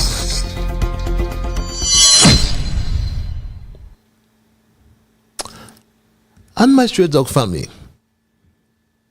after going to Parliament, and as I said, politically grandstanding, 40 years or $500,000, that has not deterred the crime. So we must find ways. The PAP was doing well. And some people don't like to hear that. They say all sorts of things about the PAP. And in fact, the PAP had success. Whether we want to be honest or not, many would tell you that the PAP program, not the PAP, beg your pardon, the peace program was a successful program. The politicians them direct need to step in and do something, because I could remember they bash the peace, the campaign and the peace. I won't even use the word bash, but the campaign and the peace said they're gonna make it better. You understand? But nobody may know about nobody, but we ain't see nothing happening. You feel what I'm saying? We ain't see nothing at all happening. So you feel like the peace program was basically a good solution towards the problem? Most definitely. And anybody in saying it say otherwise, why? I don't know. But what about those who would say the peace program gives some people an opportunity to sit down, do nothing and get paid? And we gotta say to them, it's alright to say something. You know what I mean? It's alright to say something, but when you're gonna see a positive movement, if you ain't got nothing positive to add to that movement, you might as well just stay quiet, you feel me? Yeah, and that's all I will say.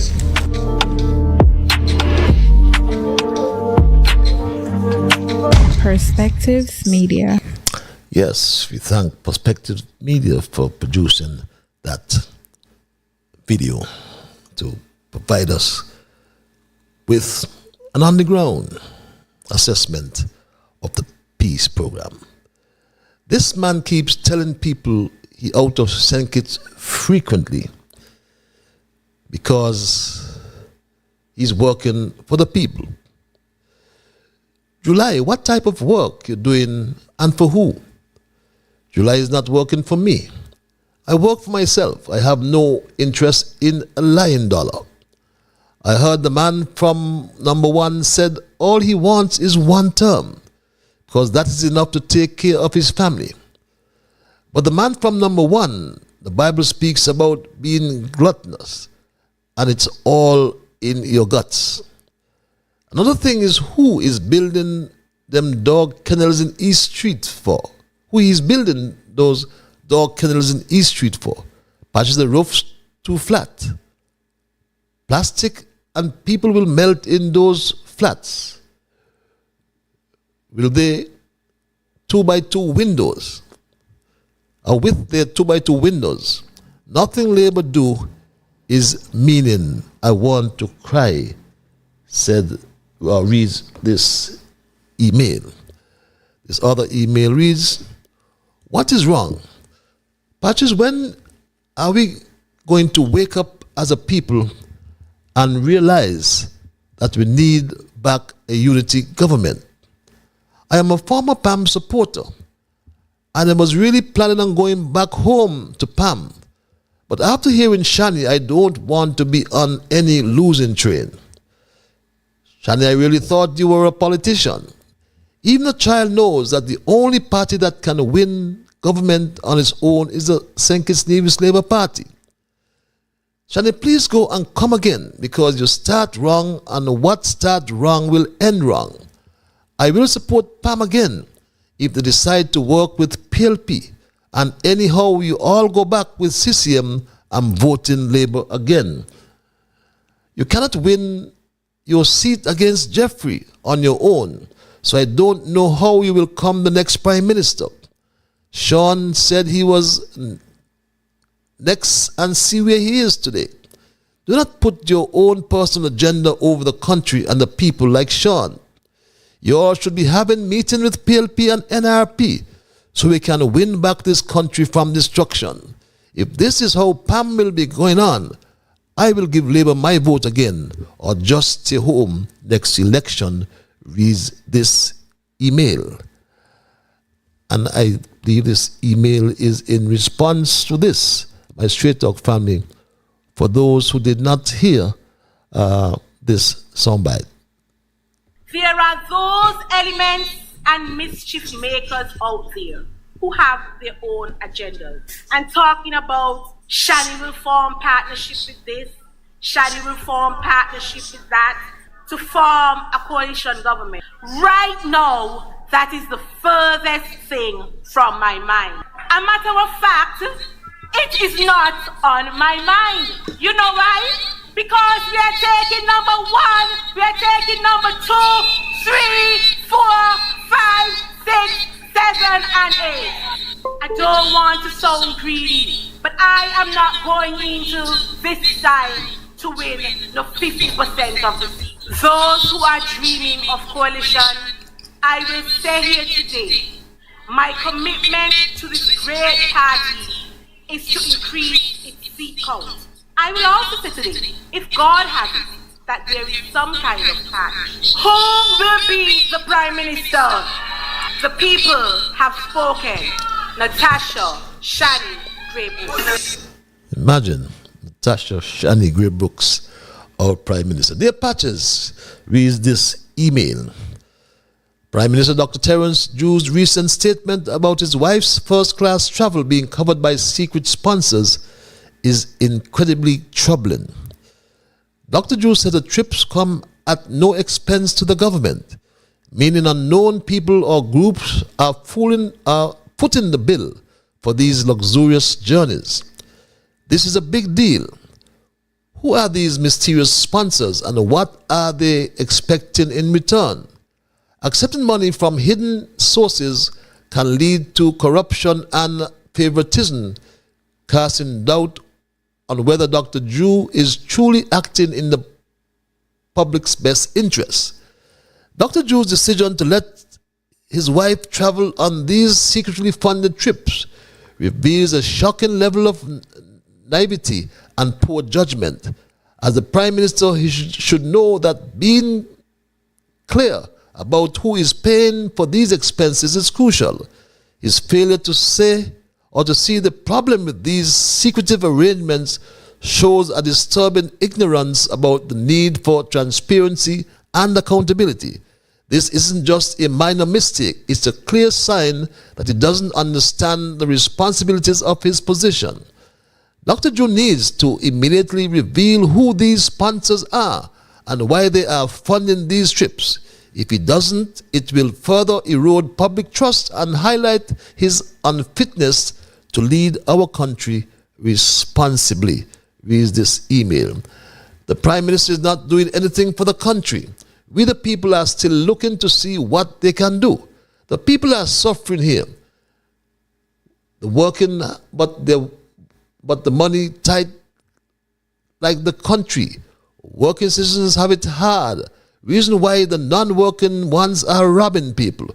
The Labour government needs to clean up their mess. The country stinks. The belly already bursts and the Labour throwing over a sheet. Before they help poor people, they're subtracting. None of them helping the country. They up and down in red.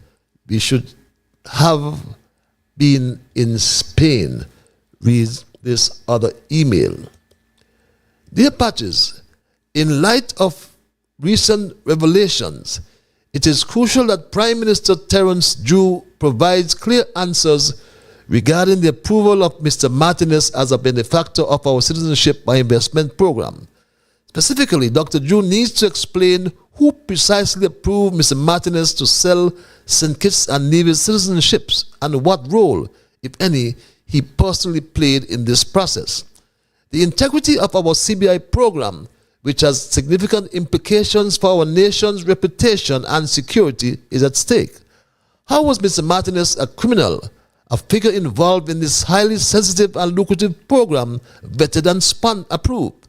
Was Dr. Drew directly involved in the selection or oversight? If not, who was? And under what criteria did they operate? This is not merely a procedural question. It goes to the heart of whether our national interests are being safeguarded or compromised. Moreover, it is vital to understand the relationship between Dr. Drew and Dr. Martinez, and Mr. Martinez, beg your pardon. Are there any undisclosed connections or agreement that the public should be aware of? Given the potential for conflicts of interest or undue influence, Dr. Drew must come forward with a detailed account of his involvement and the steps taken to ensure that the approval of CBI benefactors is transparent and above board. These pressing questions need immediate and clear answers to maintain public trust and uphold the integrity of our CBI program. Patches, I urge you to address these issues on your show and demand the accountability our citizens deserve. Reads this email. Patches, we have to pay in this country. The government is wicked and corrupt. I am calling on the opposition parties, excluding Mark and his crew, to get together and start some peace walks for all these evil things happening in this country. I like what the Bible man said tonight. What a man sows, that should be so, he will reap. And this government will reap the wickedness they are inflicting on innocent people in this country. Will reach right in their own homes and lives. Reads this email. In shadows deep where secrets creep, the government's deceit runs steep. With golden coins and pockets swell, as citizens in silence dwell. In St. Kitts and Nevis islands fair, a leader sits without a care. Promises made on lofty heights turn to whispers in the nights. A puppet on a tarnished throne. His deeds are well, but his deeds are all, beg your pardon, but well known. Contacts handed, favors soul. Truth exchanged for gleaming gold.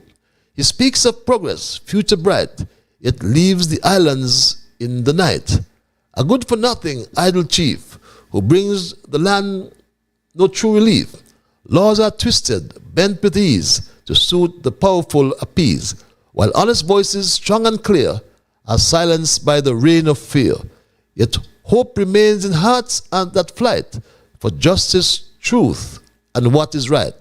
Corruption's grip may tighten strong, but voices rise a righteous throng. In St. Kitts Nevis, spirits bold, refuses to let their dreams be sold. One day the scales will find their poise, the people's will, their unified voice. And through the dark, a light will shine, corruption's end, a faith divine. For in the hearts of those oppressed resides a power to redress. Reads this email. I read creative. Good night, Patches. A pint of camel milk costs $28.38 US. And that's what Dr. Joe drinks, is camel milk. Patches, I agree with those emails about victimization and destruction of our institution. Drew and his Labour administration have embarked on a systematic campaign of victimization and harassment against public servants. These civil servants' only sin is not being known supporters of the St. Kitts Nevis Labour Party.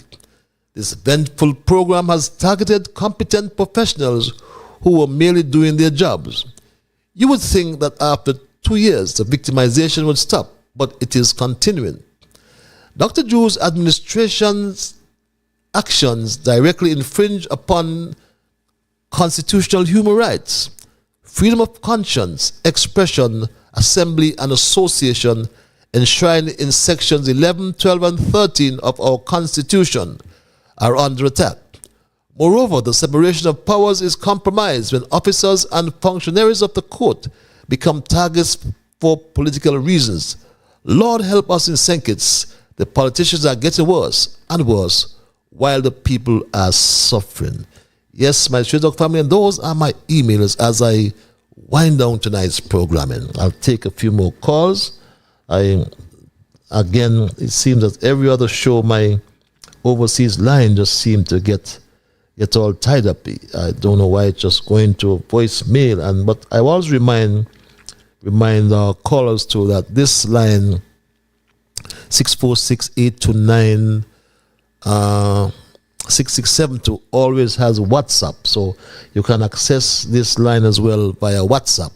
So if you're not getting the direct line, you can try the WhatsApp, because it does have WhatsApp as well, WhatsApp access. But as we wind down tonight's programming, my Straight Dog family, some of you may have joined me late, but we discuss our thesis for tonight, which I titled A Good for Nothing Leader and Cabinet. And as I speak about the overseas line, it goes, my Straight Dog family. And let me take this call. Caller, you're live. Okay, I seem to have lost that caller. At least my overseas line just rang, so it means it's up and running. Yes, I was saying my thesis tonight, a good for nothing leader and cabinet. And as young boys, I intimated earlier that those of us who grew up with grandparents, we must have become familiar with words like good for nothing. It was a term used, my Straight Dog family, it was a term used to describe someone that was of no use or value, or a person who was lazy. But okay, this call keeps dropping out, my Straight Dog family. I don't know why it's dropping out. Yes, call, you can get back. I'll take 2 more calls before I wrap. But in tonight's context, we examine the performance or lack thereof, the current Prime Minister and his cabinet. Because at home and abroad,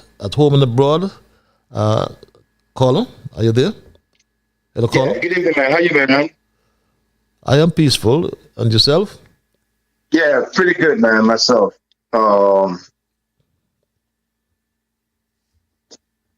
you still there, right? Yes, I'm listening to you, my brother. Okay, let me just, put out a short quote there about corruption. Power tends to corrupt, and absolute power corrupts absolutely. Different than that, I just want to encourage the people of Thesis and Nevis to wake up from underneath that hypnotism that they're under by these politicians. And, wake up and smell the coffee. And starting tomorrow morning, I may ask every citizen to just pick up a bucket of water and toss it on the other person. Whoever wakes up first, and the rest of people in the house is sleeping, just take a bucket of water and toss it on them and wake them up. Let me see if I can get all the citizens of Thesis and Nevis wake up, maybe by the year 2050 or something. The people them got to wake up, and one of your emails tonight is encouraging them to peaceful protests, and I've been championing that cause. And with this corruption that's going on and these alleged allegations about this MSR situation, this MSR saga, is no way the people of Thesis and Nevis to just sit down there and take this BS. I'm encouraging them to wake up and get out from under that hypnotism that they're under from these politicians, and go in the street, mobilize themselves and go in the street and peaceful protest against corruption. This is the biggest national issue that I've seen since I'm following this stuff. And if the people don't make this move to protest now, they're never going to do it again. And then therefore, if we don't take this opportunity now to protest against this super duper corruption, then the status quo remain. Whatever the effects out of all this stuff, we all going to feel the squeeze. And the squeeze has already started. And all I'm going to do right now is just wait for this court case to come up. I'm just hoping that this case really do materialize so we can see what the end result is going to be. Just stay tuned, and this is going to be the talk of the town from now until then.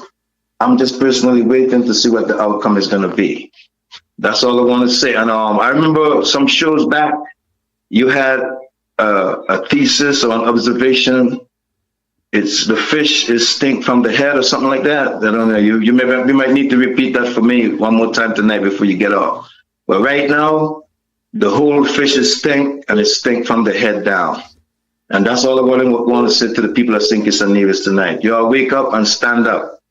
Because when the CBI program come crashing down, we are going to suffer. And just like how we lost that visa-free status to Canada, that was back in 2014, when these European nations, take such an effect, then that CBI program is going to come to a screeching halt.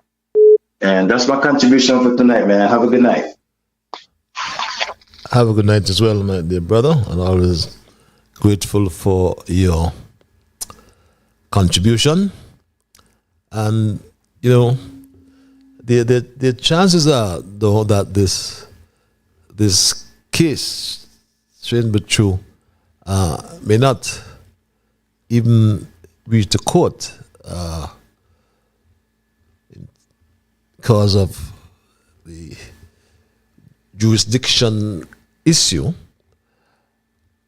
But it may be, like I said, dismissed for lack of subject matter jurisdiction. But what I find, and I deliberately didn't say too much about the convicted felon, Philippe Martinez tonight, because he seemed to glory in being heard on social media, whatever is his expected outcome for the nonsense he's doing to the country. But we will address it more. But tonight I deliberately wanted to avoid giving him any more credence. But let's go back to the lines. Caller, you're live. Good night, Patches. Overseas line is working. Yes, It was not all. Yeah. Good night to the listening audience. As I first of all, I would like to correct a mistake that I made last session. In respect to this lawsuit by MSR and Philip Martinez. I had made mention that the case was dismissed. I know everybody know now. The case was dismissed because of this squashing of the motion that Mr. Harris filed. It was that I should have said the inquiry in the banks, Chase, JP Morgan, Bank of America, and whatever else was mentioned, Timothy filed to quash, to stop that inquiry. So it was not the case that was dismissed. It was just to stop for the time being because the judge was looking for fairness of these inquiries. But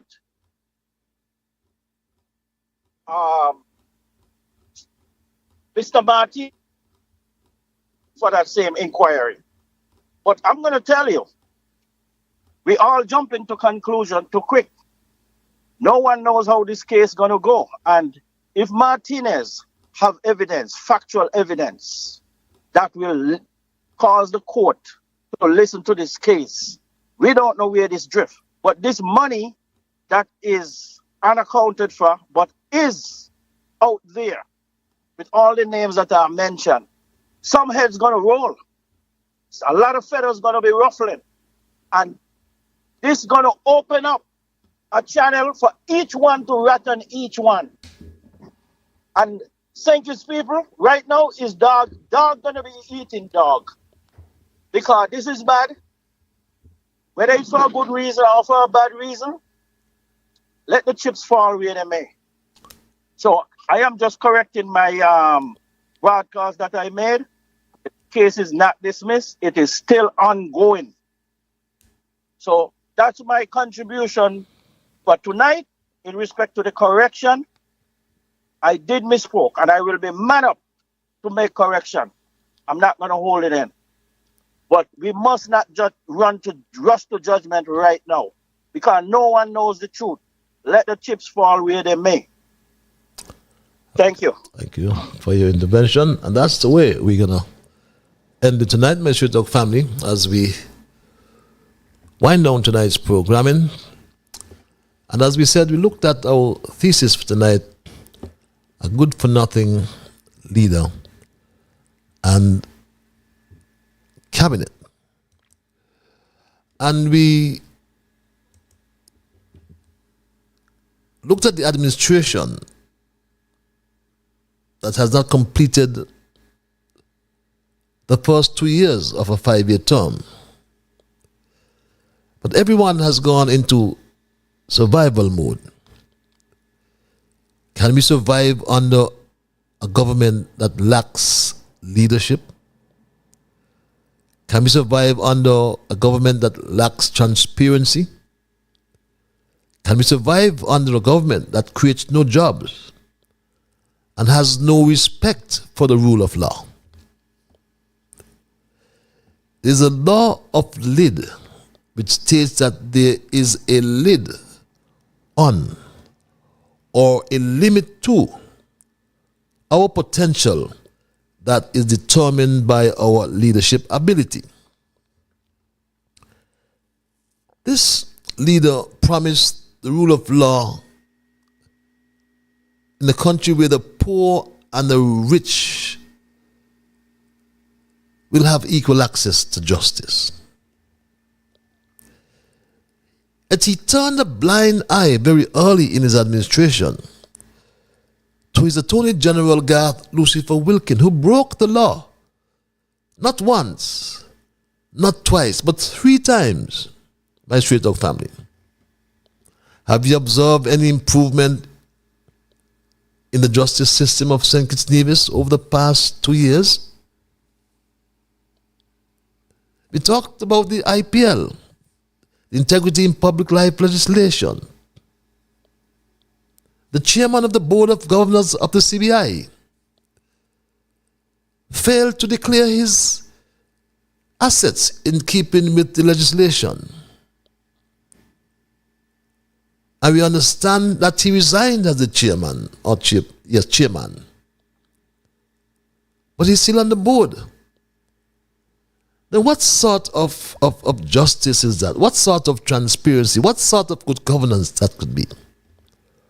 What examples have they set when the chief legal advisor breaks the law of the land? No wonder there's so much crime and violence. A few days ago, I mentioned the Federation recorded its 15th murder for 2024. Under the July administration, there have been 54 murders. Highly armed robberies seem to have become the norm in St. Kitts Nevis. The last one reported in Sandy Point just yesterday.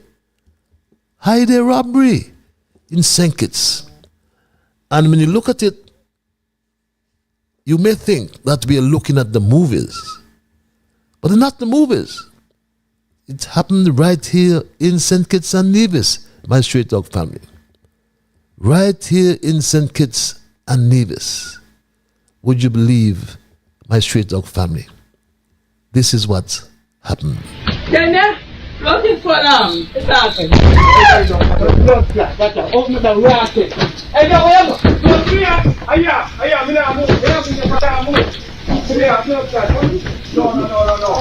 just come by. You better make sure it's this. Hold on, finally.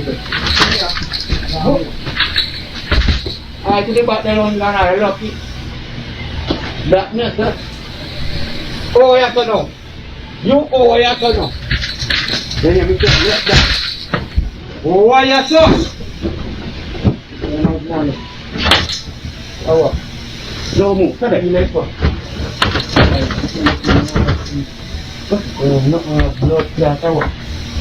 Come!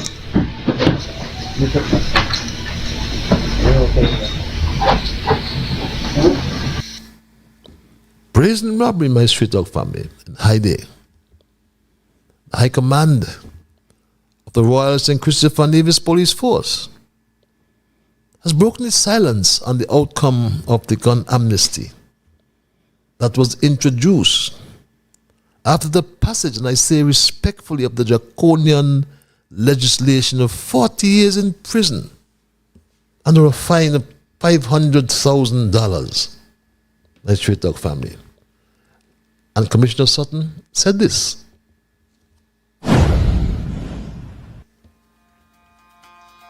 The gun amnesty has officially ended effective May 25th, 2024. Regrettably, many of you have missed an excellent opportunity to turn in your illegal firearms without facing any legal consequence or fear of prosecution. Well, your bargaining power is over. There is no further avenue for negotiation in this regard. Your blatant refusal to comply with this initiative has clearly shown your unwillingness to end or curb gun violence. As such, be equally prepared to face and accept whatever may come your way. We are aware that the guns are out there. Your refusal has not only motivated us to intensify our efforts, but to remain vigilant and steadfast in our pursuit to seize all illegal firearms and to apprehend offenders. As Commissioner of Police, I am issuing a stern warning, calling it a threat, if you may, that anyone found in possession of illegal firearms and ammunition will be dealt with very severely, that is, to the fullest extent of the law. There is no room for compromise.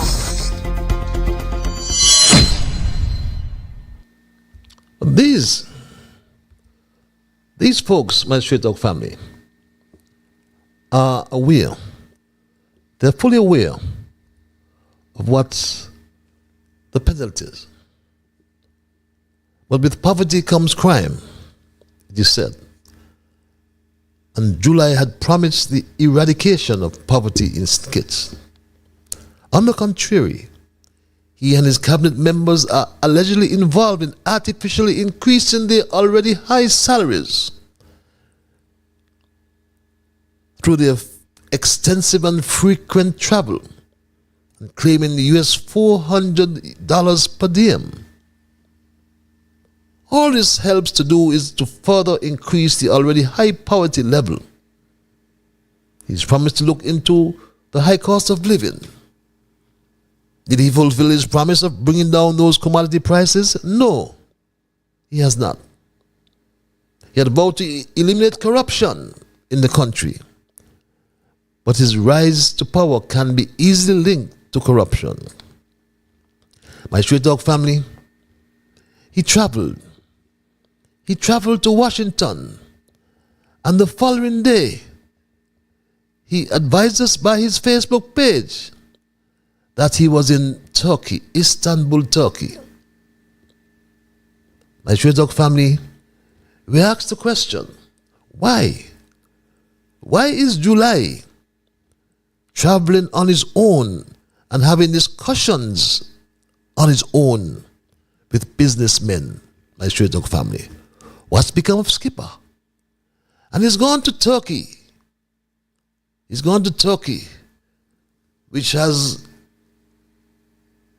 been ranked Europe's top organized crime country. Turkey topped Europe's organized crime index for 2023. And my street dog family, although our country is reeling from a high cost of living, increasing poverty and crime, higher and higher demand for housing, and unreliable electricity and water supply. But more than these bread and butter issues, our 40-year-old CBI program is being torpedoed by a convicted criminal. And all that the Prime Minister can say that he is not implicated. The country is. It's our future. Investment, foreign direct investment. Doesn't he care about that, my straight dog family? All he said is this. Nobody can implicate me in anything. I know there is a part of it that talks about a judicial review, that those who would have gotten citizenship under the prison project, that they should be revoked. We introduced criminalization for anybody who would have undersold or who would have, misrepresented the true costs of our citizenship by investors. So we did not wait on anybody to do that. That is why we know we are ahead of the game. Nobody should be able to take any government to court for good governance. You should have good governance from the beginning. And my straight dog family, with all the confusion swirling around our CBI program and so many claims of corruption, July went all the way to Istanbul in Turkey to promote the CBI, accompanied only by his wife. We know that July's wife is a lawyer, but where was Kipper, my straight dog family? So why did July go to meet these businessmen all by himself to promote CBI, my straight dog family? But more confusion will come as long as July remains in office as Prime Minister, because what we have right now is a good-for-nothing leader and cabinet, my straight dog family. That's my story tonight, and I'm not going to change it. But I want to thank Almighty God for guiding our conversation tonight, as always. I want to thank you, the many listeners, those of you who sent emails, those of you who called. Remember, you are the ones who make Straight Talk, and for that reason, I say a big, big thank you. I am Ian Patches Liburd. On God's will, we will connect on Monday for another edition of Straight Talk. Until then, I want you to be good to yourselves and to all whom you meet. And remember, have yourselves a wonderful weekend, my Straight Talk family. Go to church, do your chores, and my Straight Talk family, a happy Father's Day, I should say, in advance to all the fathers. Understand that Sunday, I think, is Father's Day. So I want to wish all the fathers a happy Father's Day, and to the mothers who are fathers, I want to wish you as well a happy Father's Day. But remember, whatever your mind conceive, that you will achieve. But first of all, you got to believe. So when you wake in the morning, thank God for the morning light. Thank Him for taking you through the night. And my Straight Talk family, keep moving on. Bye-bye. Until we connect on Monday.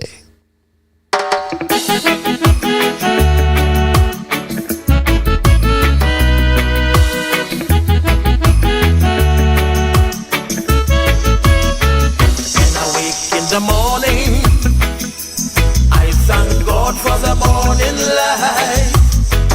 Give Him thanks and praises for taking me safely through the night. For the rest of food